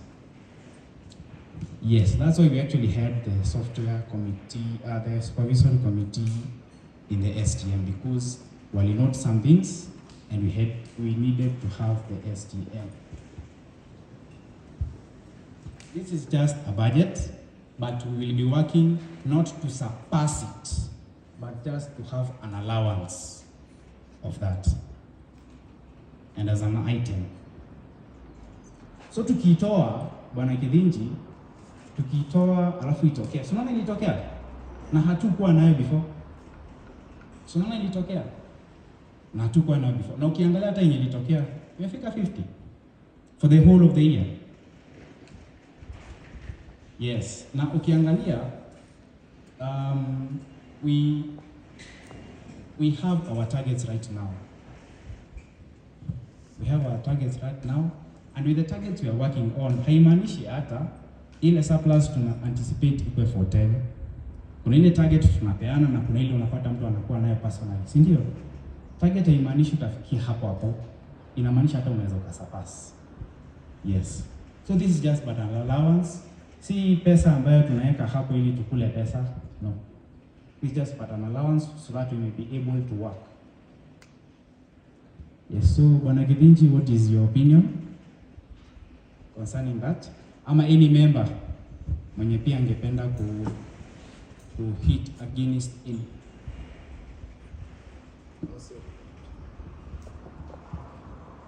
I would also want the auditor to clarify something also on the same. Yeah. So there's a point I want to clarify regarding depreciation. The cost of the software was 348,000. That was the total cost. And since we prepare these books on accrual means it's not cash. If we were preparing these books on cash basis, ingemaanisha the whole cost of 348,000 ingekuwa expense. Are we on the same page? Atuelewe? The cost is 348, sawa. But hizi hatufanyi cash basis, tunafanya accrual basis of accounting. Ingekuwa ni cash basis, this year alone, tungekuwa na the whole, ile cost yenye mmeshalipa ya cost ya software, tungeitoa ikiwa yote. Assuming, mngekuwa mmeshalipa the 348,000, hiyo 348,000 yote ingekuwa expense. Meaning, tungekuwa na loss kubwa. Tumeelewa? Na explain pole sawa. But tunafanya accrual basis. Why? Kwa sababu this software will not only benefit you in the year 2024. It did not only benefit you in the year 2024, but it will benefit you for the foreseeable future. If you purchase this, maybe this chair, hii kiti hautaikalia tu 2025, si ndio? Mpaka 2026 itakuwa. Sasa tukifanya, that's why tunafanyanga on accrual, kwa sababu hizi ni vitu ambazo ni assets. They are assets. Ni vitu zitakuserve miaka kadhaa. Na kwa sababu inakuserve miaka kadhaa, hauwezi toa the total cost kama expense in the year of purchase. Sawa. Hata kama umeshalipia yote, huwezi toa. Unatoa polepo. Hiyo ndio tunaita depreciation. Sawa, tunaelewana? Hiyo ndio tunaita depreciation. Kama the software, we depreciate it at the rate of 25%. Meaning, on straight line basis. Meaning, hii cost tutaitoa kwa miaka 4. Tutaitoa kwa miaka 4. Sawa. hii cost ya 348 si tushatoa mwaka wa kwanza, pia this year tutatoa same amount, sawa sawa, straight line. Pia next year pia the next year itakuwa 2027 2026 na pia 2027. Sasa hapo ndio tutatoa the full cost of the software, sawa sawa. Kwa hivyo tunatoa kidogo kidogo kidogo kidogo, otherwise tungetoa ikiwa yote hiyo loss kuimaliza ingekuwa ni shida, si ndio? Are we clear? Tumeelewana? Yeah, so the assets zote does not only apply to the software, even computers, the laptops that we have, even the furniture that we have, the cost is reduced every year through depreciation. Sawa sawa? Okay, thank you. Thank you. So, I believe Abraham, umepata elimika. Okay. Yes. Any reactions concerning the same? Any more reactions? I think we are good. Yes, we can proceed in the interest of time. Thank you, members, for the reactions. Yeah, without the budget, there's no way we can move on, because without this is what is guiding us. And I want to assure you that you have a very effective supervisory ambao wanahakikisha kwamba everything is in order. Again, the board, they don't, hata kama budget imeapprove na members, they don't just approve expense because lazima iwe approved. So they are really working on the budget, because at the end of the day, we need to pay something to the members, to the owners, the shareholders. So do not be afraid of the budget. They are just estimate what we are going to use. So far so good. Now we are almost there. We are going to give the chairman the microphone so that he can come to you to ask the power of borrowing, so that at least we can have an amount just in case of any deficit we can be able to borrow. And now it is your time, Chairman.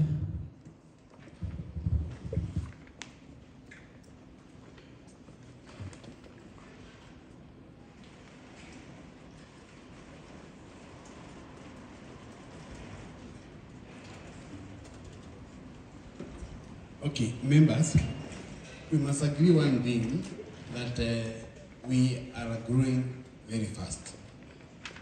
And the growth is not that it is bad, but ni gharama. Growth is a cost, but it is foundational.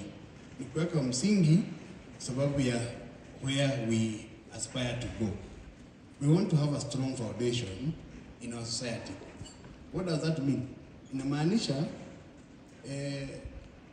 these directors, board members here, sio wataishi kwa hizi viti.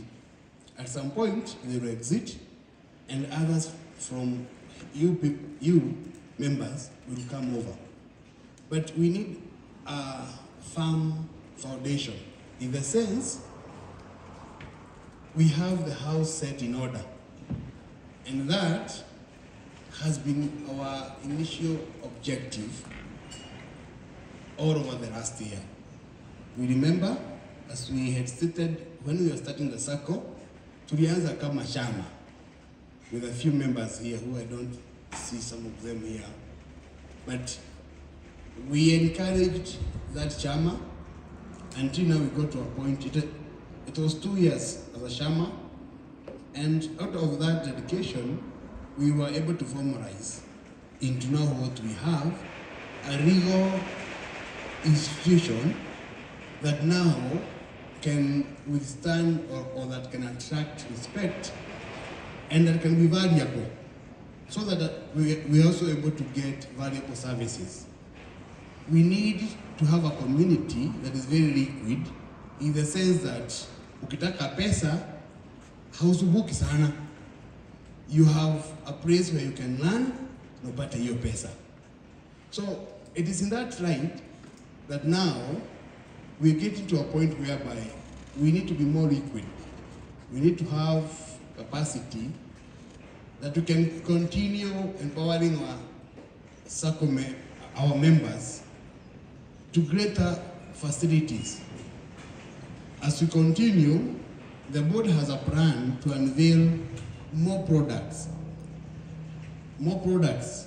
Maybe you can even have some asset financing yenye sahi tutaweza kufanya. And as Madam Susan will come and advise, all these products that we are issuing, they need to be secured. And the security number one, what we have, it is the member guarantorship. But we need to advance and have even more products, and also make sure that we can increase the threshold at which our SACCO members can borrow, so that if each member is able to gain bigger loans bila kusumbuka sana.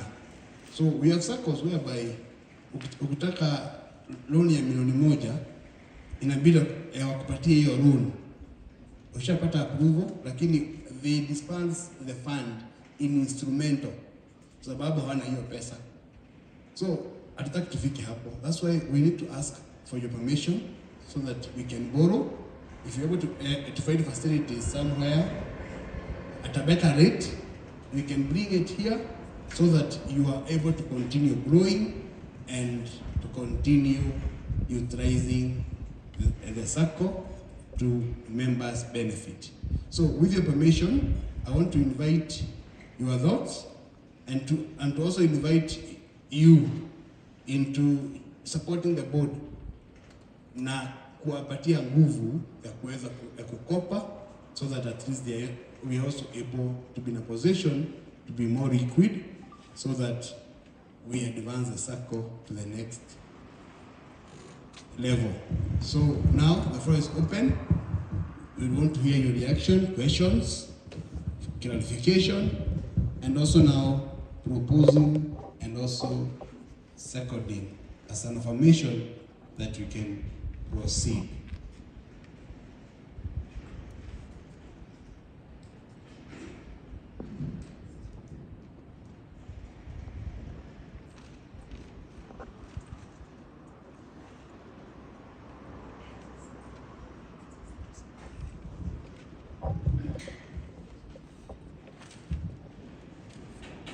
Habari. Kwanza before tukope, tunafaa kujua hii mia tumepeana imetumika, pesa imehitajika. Umepewa 100, sema umeenda kwa duka, umenunua unga, unataka unga ya 110.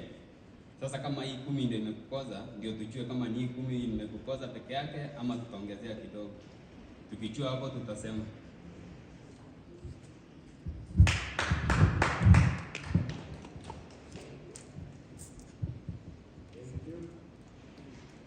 Thank you.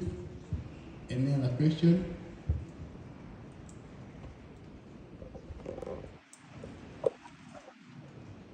Another thing, it's good to clarify that hatukopi kwa sababu hatuna pesa. Not that tunakopa juu pesa haiko, but it is part of legalities. So that also mkitaka bado tusikope, just like the way we had last time, it is within your powers. So it's good to be very clear that si ati lazima, no. But before you even get to the issue of the amount, how much maybe we need, it is very clear that si lazima.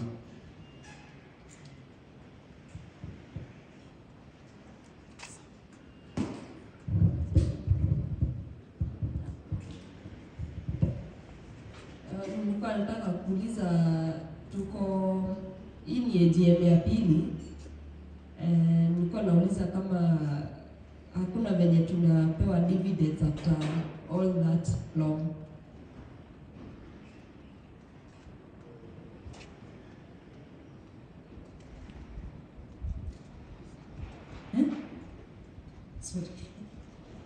So habari yenu members. Mimi naitwa Susan Njoroge, mimi ndio cooperative officer kutoka Kiambu County. ndio nimesimamilia SACCOs ama cooperatives zote ndani ya Kiambu County. Nataka kufanya clarification about borrowing power. Kama chairman venye amesema, sio lazima mfanye nini? Mkope, si ndio? Borrowing power is just a formality whereby mnafaa kupeana a certain figure in case the SACCO ipate grant. Grants mnajua ni pesa ya bure, like the money that cannot be refunded back. In case they get money that is below the interest of 1%, wanaweza chukua and they use the money to progress the society, the cooperative society. But there is a process when it comes to borrowing. You might even find a cooperative society has a borrowing power of 10 million. Hawajai kopa pesa. I believe we are in so many cooperative societies. Na hata hiyo borrowing power, before hata wachukue loan, they have to come to my office, request that they want to borrow money. If there is no a resolution made by the AGM, they have to call for an SGM to come and get the power to borrow. They need to come up with a business plan. Hii pesa, venye tu ameuliza, hii pesa mnataka kufanyia nini A to Z? And I need to see that the project that is in place, that itaweza kulipa hiyo pesa without touching the members' finances. So in a nutshell, ni sheria imewekwa that there should be a borrowing power since COVID time, because SACCOs were having problems because members were not saving. But like Chairman has said, if you do not want to give them the power to borrow, it can still be the minimum amount or zero.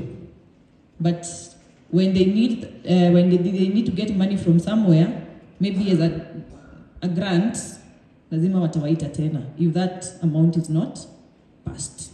I hope imeeleweka.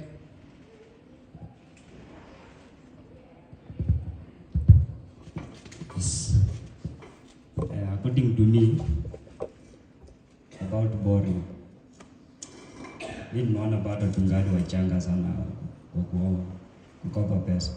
Ndio tumeanza hii ni mwaka ya 3 na tukianza kukopa mapema hivi na sijaona mtu mwenye anataka milioni moja hiyo ama kutumia kitu ya milioni moja.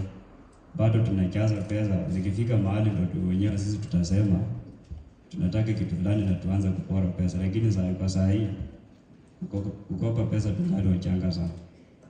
Maybe tukua kidogo miaka ingine 3 hivi tuweze kukopa tena. I think kuna mahali hatuelewani, na niseme hii na Kiswahili ama na Kikuyu. Na maanisha sio lazima wafanye nini? Wakope. Even if they have the borrowing power, sio lazima wakope pesa. Actually, I usually say that societies should be self-sufficient and independent. Ile pesa members wanakatwa kila mwezi, that is the money that should revolve around the society kupeana loans. I actually do not approve borrowing power. Mimi sipatianangi ruhusa ya kukopa pesa. I do not. And actually, hata society ndio ikope pesa, they need to have a good reason as to why wanakopa pesa. So it's just an agenda inafaa kupitishwa, but most of the times it doesn't happen. SACCOs are not allowed to borrow money if there are no crisis. Sawa sawa. And most of the SACCOs, most of the cooperatives that borrow money are marketing cooperative societies. Hizi za maziwa, maybe wanataka kununua lori, wanataka ku-expand, I don't know, processing plant. But for SACCOs, it is very rare for SACCOs to borrow money. Sawa sawa.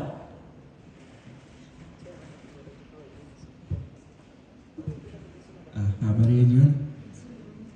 Kwa majina ni Mbitu.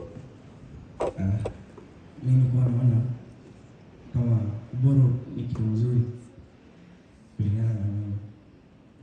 Kama mmesema kama kuna mahali panaweza patikana tuseme 10 million, mnaweza borrow, lakini si necessary. Yani mko na uwezo wa kuomba hiyo pesa, lakini kwa sahihi haitumiki. Mimi nilikuwa naona borrowing ni mzuri kwa sababu maybe nimesikia Mr. Mongi akisema miaka ijayo inaweza panuka, maybe na kama mna borrow mnunue estate, si ndio? Lakini mimi nilikuwa naona kuborrow ni kitu mzuri, ili hali kama kila mtu atahusishwa na ambapo ndio tunaomba tufanye jambo fulani, lakini kuborrow si kitu mbaya. Nitatumia kama mfano ya Uhuru alisema mnaweza baki mahali miaka 10, lakini mnaweza omba pesa mfike mahali mngefika kwa miaka 30, mfike na miaka 10. Asante. Okay, so ili tusonge na like Madam Susan has clarified, not that we in dire need. Okay.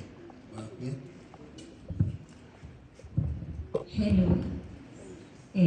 Kama ninaelewa vizuri ati tunapeana ati mamlaka, tunapatia the board power that in case of any eventuality wanaweza kopa pesa. Remember, hizo pesa kama inaweza kopwa ni kuongeza deposit, ndio wewe ukitaka loan tuseme ya 200,000 ama uongezewe kipimo ambayo unaweza pata.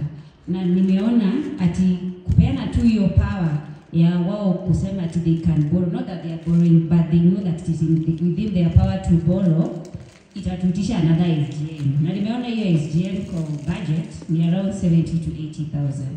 Why don't we just give that power that iko in their provision that yes they can borrow, although we know they are not borrowing now. Thank you, Madam Edith. I think in regard to that clarity, watch it to cap at 100,000. Board members, directors, board members, with your permission, we can cap it at 100,000 because we don't intend to borrow it anyway. So to make it to at 100,000 max. Is that okay? Hiyo ni sawa? Sasa is communication ni two way. Sababu tunasema tena ni zero. So tunasema tuko na ruhusa ya kukopa lakini isipite laki moja. Hello? Yes, tumeelewana? Eh? Yes. Okay, thank you. So now proposer.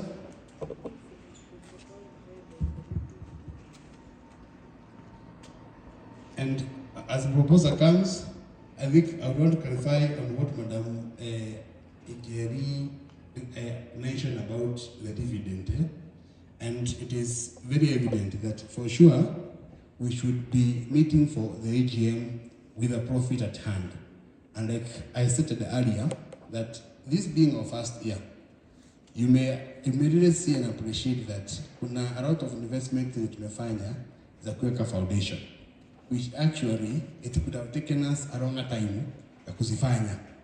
Sababu kama sasa kusema tu kweli, cooperate bila ofisi ilikuwa kitu yenye ilikuwa inatuzuilia kufanya nini? Kupata growth. We have members all the way from Kisumu. Watu wenye tungepata bila nini? Bila ofisi, si ndio? Sababu nani jake waendea? So eventually unapata hiyo growth haingepatikana kama hiyo ofisi haingekuwa in place and some other infrastructures like the system. The system, even as we speak, tuko na deni. And I think as we move to the next agenda, you will see now where we are coming from. Because as you can see, our share capital is only 107. Now, to go on 107, we have members' savings at, is it 3,200,000? So with 3,200,000, that means kwa share capital yetu tayari, you directors, amja invest kama muna imani na biashara yenye stock yenu nyinyi wenyewe yenye invest haitoshi. So we are saving more than even securing our investment na share capital, but that is coming to our next agenda. So because of that, kwa sababu ya hiyo unapata in that year, that's why we recorded a negative of 60,000, but not that it's a bad negative. Kiangalia kama kwa venye bwana auditor ameelezea hapa, tumekuwa na depreciation ya 114. Hiyo ni pesa yenyewe mnaondoa, mnasema in case of anything, hiyo pesa inaweza simamia cap mahali. So that means that we have only started. Na ukiangalia frequency ya loan, previous years hatujaipeana loan kama vile tumepeana last year, milioni 4. So 4 million, that means that now our members are encouraged. So hiyo flow iko tumepunguza turnaround ya kukopa pesa. So kitambo ungechukua muda mrefu. With the system now, we are coming to the USSD whereby utakuwa na loan sasa ya simu. We shall show you have done some test na iko sawa sasa. After this AGM, we implementing no check policy whereby loan ikipata approval unaingia kwa simu unatoa pesa yako directly bila check. So hiyo mambo haingewezekana kama tungekaa tu vile tulikuwa tuseme mpaka members waweke hii pesa kwa muda huu ili tuweze kuendelea. So for purposes of the vision of the board, ndio maana sasa you allow us this year to ikue hivyo. But the road ahead is actually not now much easier even for the other management team that will come on board. Kwa sababu mambo ya msingi ambayo ni bora, ambayo ni muhimu, hiyo tayari imewekwa. So now let's have a proposal and a seconder so that we move to the next agenda for the interest of time.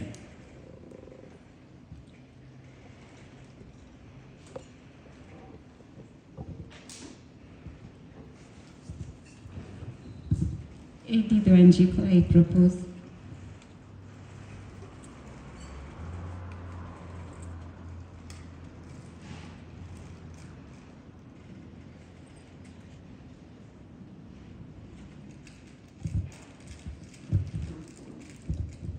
Simon Kavita, I second.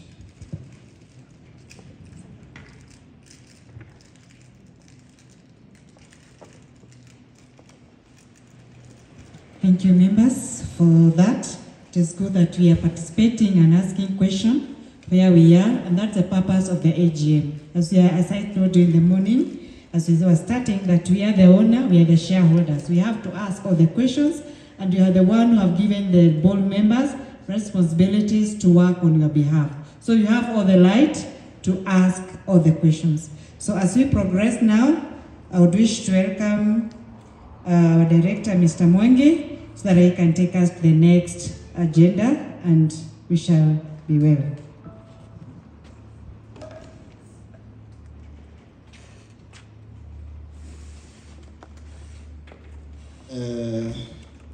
Good afternoon. Mko salama? Good. First and foremost, I want to appreciate you for your coming and also for your concern. Hiyo kuuliza maswali na hata kukua. It is the reason and why we are society. Nani si mnajua jina society sako inamaanisha aje? It's a society. Sindio? So bila nyinyi, bila sisi wote kama society hatuna sako. Sindio? And one thing that nilimwambia, sako ni biashara. Sako is a business. And I also want you to ask yourself, why are you in a sako? No. You need to ask yourself, why are you in a sako? You should be in a sako for two good reasons.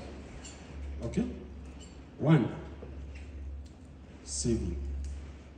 And not only saving. You save, you borrow, and invest. Sindio? That is the first reason for a circle, is it? The second reason for you to being in a circle, it is also a source of income. Nani wamefuatilia history ya banki kama Equity? Nani yako ameshaifuata history ya Equity? Ama Family Bank? Equity Bank ilikuwa society, lakini ilikuwa society ya kuuza ya mashamba. Okay? Ilianziwa na watu huko pande ya Kangema. Some few members wakasema tutengeneze society. It's also a form of sacco, lakini ni ya kuuza maplot, sio? In 1984. Sasa when they started, wakaanza wanakopeshana pesa, wanaenda wanapata shamba, wananunua, wanakopesha members mashamba, inaendelea namna hiyo. But they were able to grow and become a bank. Okay? So before it transited from SACCO to a bank, so who are the owners of the Equity Bank? Ni wale walikuwa the founding members. Okay? So I wish wakati tuko katika hii SACCO mupanue your vision. Where do you want us to get? Okay? So if you're in a SACCO, you are not saving and reinvesting, you are losing a lot of opportunity. Or you are not growing. If you are in a SACCO without a vision of where that SACCO should go, still we are losing it. Okay? So that's why we are saying the objective of a SACCO is you know where are you in a SACCO. Okay? So, again, the other thing when it comes to SACCO, Madam Jerry ameuliza mzuri,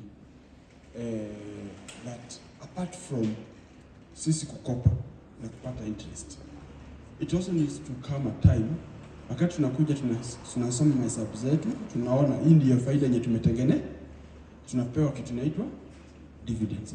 Is it? Dividends sasa ni mazao. Si pesa, si inakopeshwa, iko na interest. Tukishatoa all the expense, then we are able to get the dividends. Okay? So, in a SACCO, it is a growing SACCO. By the time we are getting to our third AGM, we need to start getting some dividends. Okay? Now, there's another thing that is called the share capital. Share capital inamaanisha who are the owner of that business. Okay? Are the owners stable? Ni kama saa hii ukienda tuseme unataka kwenda kufanya tuseme hata kuuza kitu kama hii gypsum hapa. Uniambie mimi niko na uwezo ya kuuza gypsum. Lakini nataka pengine upewe hiyo gypsum uende uuze, lakini hakuna kitu nataka kuwekelea. Si mtu anakuambia hata wewe wekelea, alafu mimi nione kile nitakuongezea, si ndio? So share capital, it means what is our position, ama we as the business owner, sisi wenye biashara, how strong are we? Kulingana na sheria, by the time tutakuwa tuna clock 10 million, tunafaa kuwa na share capital at least ya 1 million. Okay? Sasa hii ni kumaanisha sisi ni wenye biashara. Sasa hii tuko na SACCOs zenye very strong. Kama unapata ukifuatilia na ni mzuri mkuu mnafuatilia maneno. Don't be just in anything na ujue kwenye unaenda.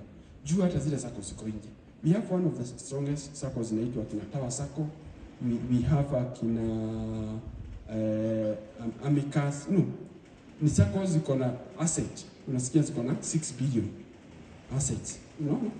So hizo SACCO, they have even the capacity, wakitaka kukua bank, they can become a bank.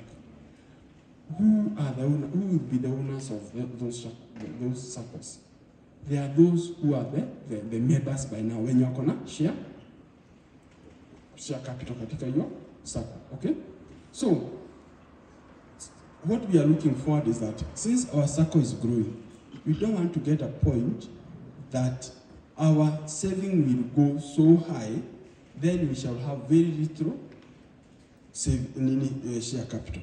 Because there will come a time, even the regulatory bodies, kama Madam Susan hapa, there will come a time, unaambiwa sasa, according to the saving that you have, mnafaa kuwa na amount of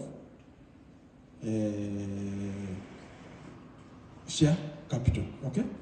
So, now, we thought it twice. It is best that we start this journey as early as now. It is now, wakati tulikuja hapa na tukasema, as a start, we are going to have a share capital of 1,000. 1,000 inamaanisha aje? One share katika hii SACCO inagharimu shilingi 100. So ukitoa 1,000, uko na how many shares? 10. Okay? That was the minimum that for a start. In future, wakati tutakuja kupeana dividends, the very primary thing dividend is paid against the shares. Kulingana na zile shares uko nazo ndio ile dividend unapewa. Okay? So kitu ya kwanza ni shares hata inafaa kuwa inafika mahali mtu ananunua, si mnasikia shares, watu wananunua shares za Equity, za Safaricom, sio? Shares ni kumaanisha you become part of, kama hiyo kampuni imetengeneza faida, unapata a portion of that profit, sio? So as the board tukakaa chini tukaona, for us by the time kulingana na ile spirit tuna grow, even especially for the saving, we also need to increase our share capital. And hii share capital tumesema kitu ya kwanza inatusaidia sisi wakati tunakuja kupata dividend, tunapata the primary thing again is the share capital. The second thing, some of this investment that we are doing, kama kutengeneza kitu kama yani assets za sacco, if we are not supposed to touch on members deposits and members income if possible. This money wenye kampuni ndio tunafaa kutumia kuweza kununua kitu kama system. Unaona? So that's why we are saying for us even to have more strength to grow. Biashara ukianzia, unajua life inakuwa hivi, the way you start your business, biashara ni kama ng'ombe tu. Kama utapea ng'ombe yako majani mzuri na nini, si ndivyo bado maziwa ukienda kwa mmoja itakuita sale, si ndio? So that's how business is. We had to start strong. Tuweke mikakati very strong foundation, okay? So now for us also now to have enough money kukopesha without even touching the members deposit, we need to have enough money for the owners of the business. And that's why now as a board, we came up with a proposal that we need to increase our share capital, at least minimum. For the next 3 years to come, every member to have a minimum of 5,000 share capital. Okay? So whereby now, in future, hata ukitaka kuwa na 10,000, 50,000, so long as member mmoja asikuwe na more than a fifth. Tuseme kama share capital zote ni za $1 million. Member moja hata kuwa na, hakuna mwenye anafaa kuruhusiwa kuwa na zaidi ya a fifth. A fifth ni kumaanisha asikuwe na shares ya more than 200,000. Kwa sababu sasa huyo anaweza fukuza wengine na aseme hii biashara ni yangu, sio? That is the regulation. At least we need to set the minimum and the maximum. Hapo pengine wewe ndio kulingana na fenye ile imani uko na hiyo biashara. Ukiona hii biashara, tuseme for instance next time tukuje tuseme we are giving a dividend of 20 shillings per share ama 100 shillings per share. Unaona? Kulingana na zile numbers of shares utakuwa nazo, si ndivyo utapewa dividends, okay? Don't usikuwe na very ile hii mwaka ya kwanza isikuwe ati ndio ina set ati expectation, kwa sababu this year true to it, for the things that we had to do, we couldn't manage to give dividends, so because we had to put our house in order, we had to start the office, we had to all those by procure the system and things like that. But true to it is that if we continue borrowing the money that we have, because we have a lot of money, the only problem is that you press it back even come out copy. If we continue saving and borrowing, it means that our business is making more sales. So it means that at the end of the day, tutakuwa na pesa ya kupeana dividends. So, but also on the other hand is that now, as the business owners, let us have enough share capital. Okay? Tusifike mahali sheria tuambie kulingana na ile saving mko nayo, you need to do something that is very drastic. Unaambiwa mpaka mpandishe share zenu. So unapata tunafanya kitu ya kukibiza hapo watu haraka kuambia lazima tununue shares za. Unaona? Kwa sababu hakuna venye tunaweza kuwa na sako iko na saving mingi 10 million, 20 million, lakini share capitals ni ya 200,000. That circle is not stable. It means that when you wamewekelea pesa hapo hawako na imani na hiyo biashara, which is not stable in terms of sheria. That shows that our circle is not stable.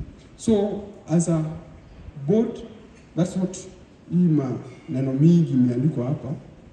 It is we are we want to come up with a board resolution whereby we need to pass a resolution that within the next 3 years every member akuwe na a minimum of, so inamaanisha aje, we need from the current 1,000 we need to increase up to 4,000 more in the next 3 years. At least every member need to have 5,000 minimum, lakini kuongeza kulingana na venye ile uwezo utakuwa nayo. Ukitaka kununua 10,000 shares, hiyo hatuna shida, si ndio? So that is our proposal, and we may not have a lot of laxity. We are mandated by the law. No. Now, what we are guaranteeing you is that this money for the share capital, this is the money that it is used to build the SACCO's assets. Unaona, kitu kama system, zile furniture ziko kwa ofisi, computer na nini, that is the money that is used to do that. And again is that is the shares, zile shares uko nazo is the shares that you will always be getting dividend against. Okay? Sijui kama tumeweza kuelewa. Tumeelewa? Kila mtu ameelewa? So, our proposal is this. Since we are saying that we need to increase our shares, sio lazima ati mtu increase. Okay, wewe ukiweza, you can say, mimi maybe unasema next month naweza toa shilingi 100, maybe in my saving naongeza 100 ya kununua shares. Mwingine anaweza sema maybe hapo katikati natoa 1,000, unaona? Because what we need at least within the next 3 years, we need to have a share capital of 5,000. So what we are requesting is this: don't wait. Unaona? Kwa sababu kuna venye tutaiganisha tuone kila mwaka inafaa at least kuwa na hii idadi. At least tusikue tunafunga mwaka kama uko na alias ya hiyo mwaka. Unaona? Wewe ndio utadistribute venye iko. Okay? Let us, wewe ujipange. Ukiona kama utakuwa unaongeza kitu kidogo kwa hiyo saving yako, unaongeza. Kama unaona maybe after 3 months naweka pesa fulani ya shares, okay? But now it shows that we are, and one thing that you know, you guys, is that we are here just to start and make the circle start. Tomorrow, each one of you need to also come here, okay? So that's why we are saying that this is our business. Msituone mkaona kama ni sisi tu. Hapana, sisi hapa ni ku set the house in order. Kama the people who come to start. Tomorrow you are the people that are, some of you will also be here leading this circle, okay? So let us start well, so that at least we have a business that is going to get us somewhere. Have faith that one time hii circle itakuwa na assets, maybe tuseme assets worth some billions. That's how strong that how your business shall be strong. So long as we are well led, we have a vision of where we want to get. Okay? So that is my presentation, unless I might have not mentioned anything. I have decided not to read, because sometimes tukisoma wakati hii Kiswahili mingi, si watu mlikuwa naona Uhuru akimaliza kusoma anasema sasa hiyo ni acha sasa niseme yangu, hiyo ni ya sheria, acha niseme yangu, si ndio? Lakini sasa ndio iweze kueleweka, tunaiweka kwa vile inaweza kueleweka, si ndio? Na kama kuna mwenye ako na swali mzuri uulize, because this is our business and it will become more you know, but like one thing that is that hata kama uko na 1 share, you still own that business, si ndio? Tunasemaga meli inabebaga tani mingi sana, si ndio? Can you imagine leo umeingia kwa mtandao ukaoda kitu kutoka China, sema ya 50,000 lakini kuna mwenye ako na mzigo hapo ya 1 billion. Does it mean you don't have a stake, ama you don't have a concern hiyo meli ukisikia imezama? Si hata wewe uko na stake, hata kama ni kidogo aje, si ndio? You have a stake in that ship. It doesn't matter mwenye ako na bilioni, hiyo bilioni ni ya.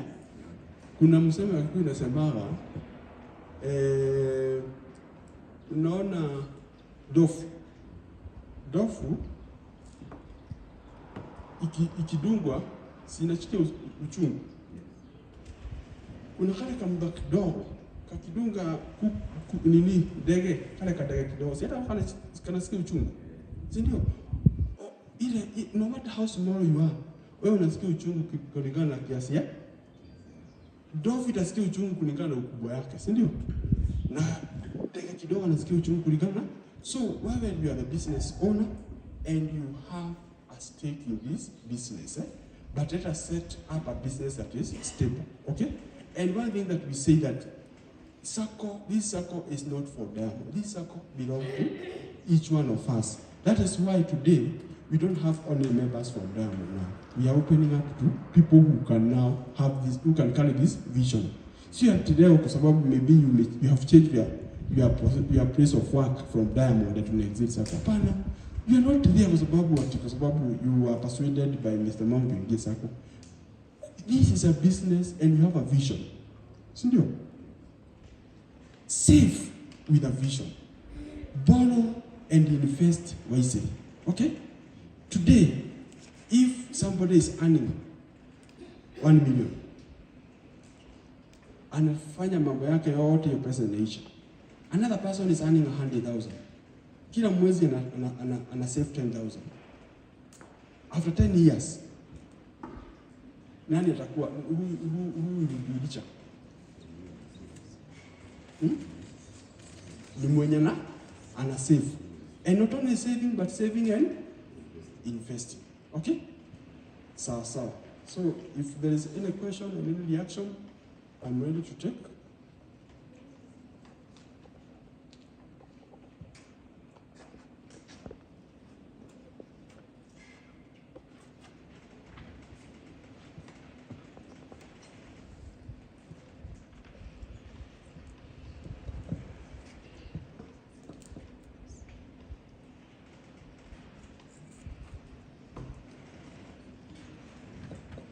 I'm told formality we need to have a proposer and a seconder. Proposing and seconding inamaanisha that report has been presented.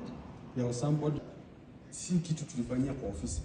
Unaona? Proposing sio lazima kwanza unaitikia. Inamaanisha hiyo kitu ulisikia. Umeelewana? That is basically ukiona watu wanachangia mkono hapana, inamaanisha hiyo point ilikuwa ikisomwa, I was part of it. Unaona? Kwa sababu these minutes we all in case hata wakati the regulatory bodies wanakuja ku verify kama kile kitu tunafanya kulingana na sheria, wanaangalia was everything done according to the, kwa sababu si tunaweza enda tuseme tulienda tukatengeneza AGM watu wakasema hivi na huyo akapropose na akasema, lakini wewe unaweza sema hata siku kwa hiyo mkuta kama hukuwa, si ndio? Lakini kukua ulikuwa na ukasikiza, unasema I propose kwa sababu I had it. You may have your own reservation. Now that comes when you react. Unasema lakini hapa niliona hivi na hivi. Lakini proposing and seconding kumaanisha nilisikia and I was part of that meeting. Si ndio?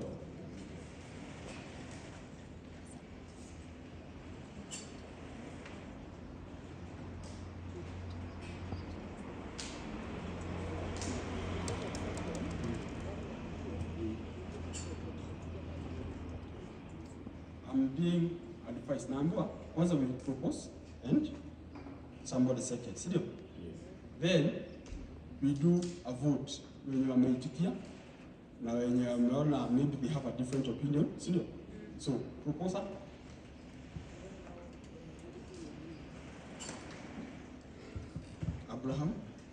Abraham Kivinzi. Second. Dada ni mwenye nimesema yes. Now we come to the next level. So how many agree that this is the way that we should go, especially in this share capital? Wangapi they are of that opinion? So count.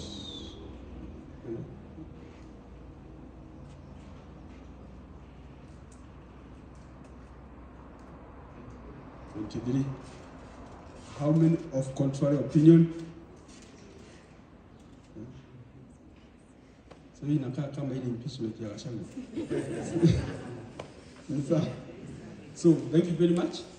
and also for that. Yeah. Let us appreciate Mr. Mange. He's a real teacher. I normally follow him on his teachings, and najua ya kwamba investment is in him. So we are going well. Before I welcome Madam Susan, there is one agenda that I jumped about the appointment of auditors. I will request Chairman to take over before we welcome Madam Susan. Appointment of auditors. Okay, so as we go to that agenda, with your permission, tulifurahishwa na kazi ya auditor last time yenye me present. Are we happy? Much. Now,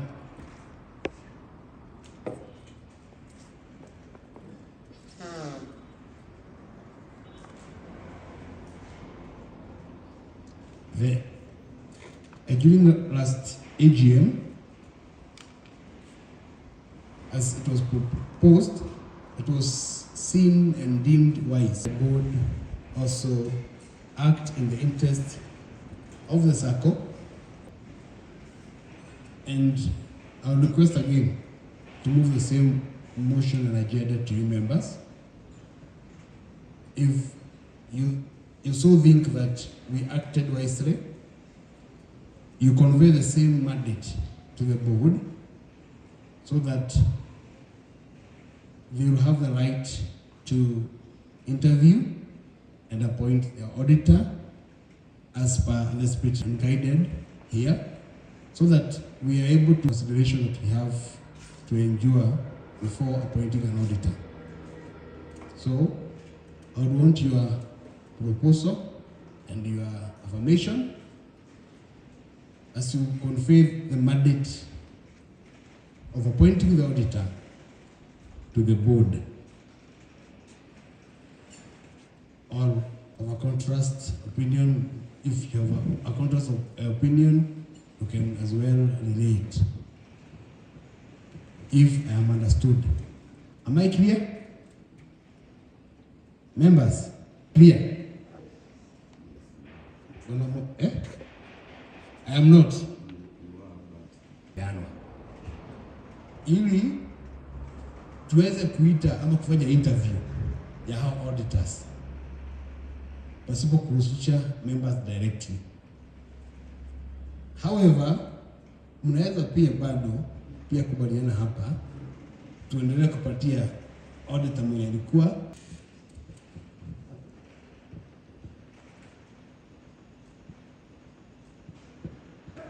Apollo Calvin, second. Thank you.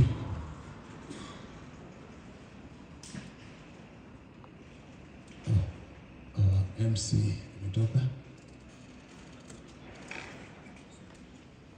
So now it's my privilege and honor to invite our chief guest, who is actually also our regulator, Madam Susan, so that at least you take us through kutuelekeza to the next agenda. So karibu sana. So with a lot of applause, let us welcome Madam Susan.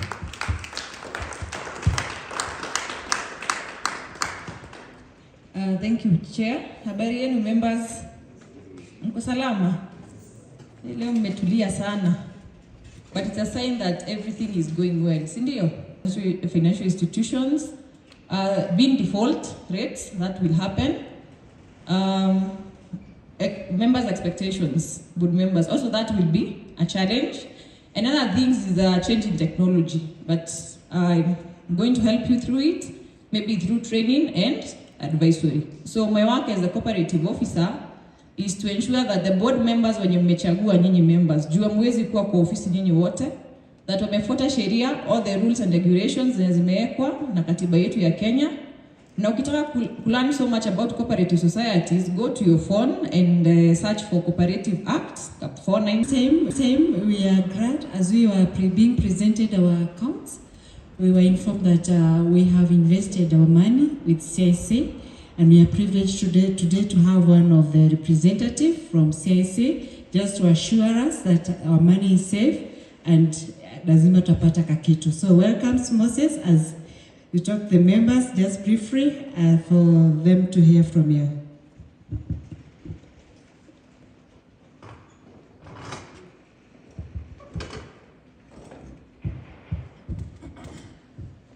Madam DCU, Susan, Bonachia, and the board, and members.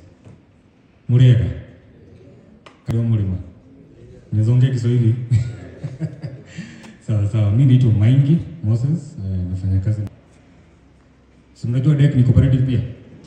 So we are in the business of insurance and investments.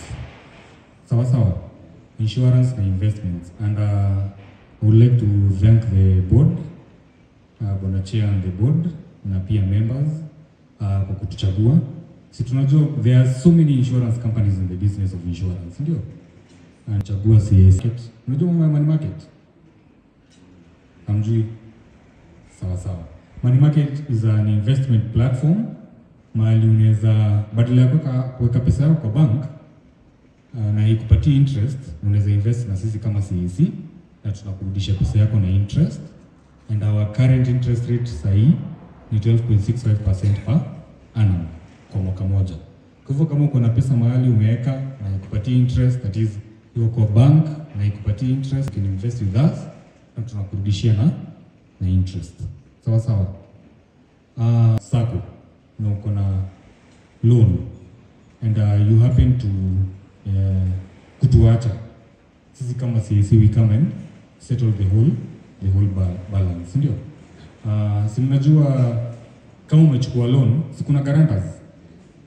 Kama kuna guarantors, if anything happens to you na hiyo loan haijakuwa insured, nani wanakatanga hiyo pesa? Your guaranteed loan amount is self shares ni kitu around 80,000. Kwa hivyo kuna loan ya guarantors wamekuinsure around au wamekugarantii around 120,000. Hiyo pesa 120,000, if anything happens to you, sisi kama CAC we come and settle the whole balance. Hiyo ni kumaanisha hiyo pesa haitakatwa guarantors, itakuwa imelipwa na nani? Na CAC insurance. Sio ni kitu mzuri? Kwanza tuna make sure ati uko na peace of mind. Ati sini wananchi wanaumia. So us kama CAC insurance, we have come with a solution for the members of a SACCO. Ati kama uko na shida yoyote, kama unataka kusaidika mambo na medical, CAC itakusaidia. Na kama wewe ni member wa SACCO, CAC inakusaidia zaidi kabisa. Kwa sababu we have iko na a lot of products ningetaka sana kuongelelea leo, lakini juu ya the interest of time siwezi weza kuongelelea sana mambo yetu. Maybe kitu kingine naweza kuzilia ni mambo ya benevolent.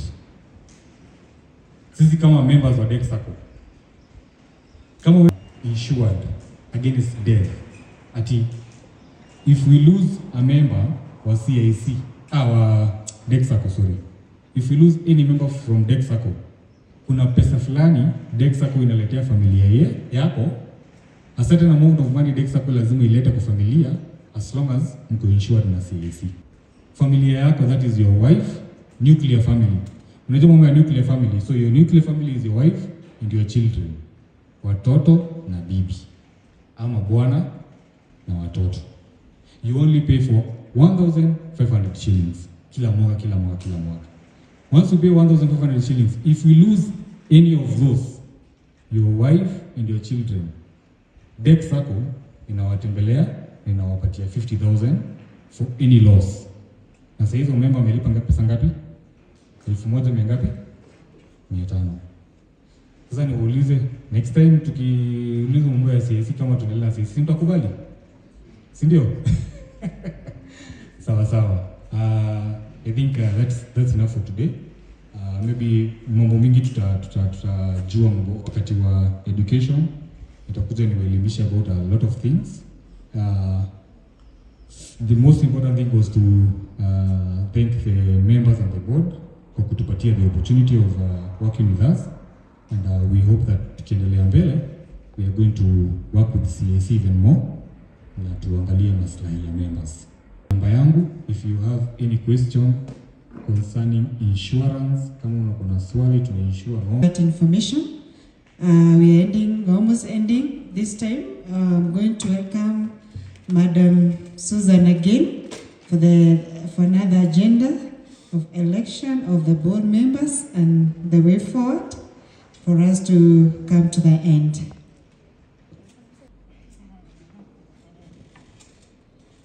Members, as you know, chama ni yenu. Sindi wacha niite chama, but hii ni biashara kubwa. So the SACCO belongs kwa ofisi kama board member. Si mnajua hiyo? The same way tulifanya last time, mkachagua hawa watu ndio wakuwe kwa ofisi. But in cooperative societies, hatufanyangi uchaguzi kama nitasema ni CBO. Like one day mnaweza amka mseme sababu ni AGM tutoe kila mtu afanye nini? Aende nyumbani. So tukue na masomo kidogo. Katika society yenu mko na committee mara mbili. Committee ya kwanza ni ile ya supervisory, iko na watu watatu. That is the maximum and the minimum. Doesn't matter. Society inatosha secretary and one board member ndio wanakuwa watano. So elections inakuanga 1/3 rotation. Na hapa ndio kizungumkuti na kujianga juu most people don't understand what I say by 1/3 rotation. Tufanye hesabu rahisi. Take 5 multiply by 1/3. Nitakupea ngapi? Mwenye ako na simu. Tufanye tu hesabu haraka haraka. 1/3 it is the same. But now my question is, members, these people seated here tuliwachagua lini?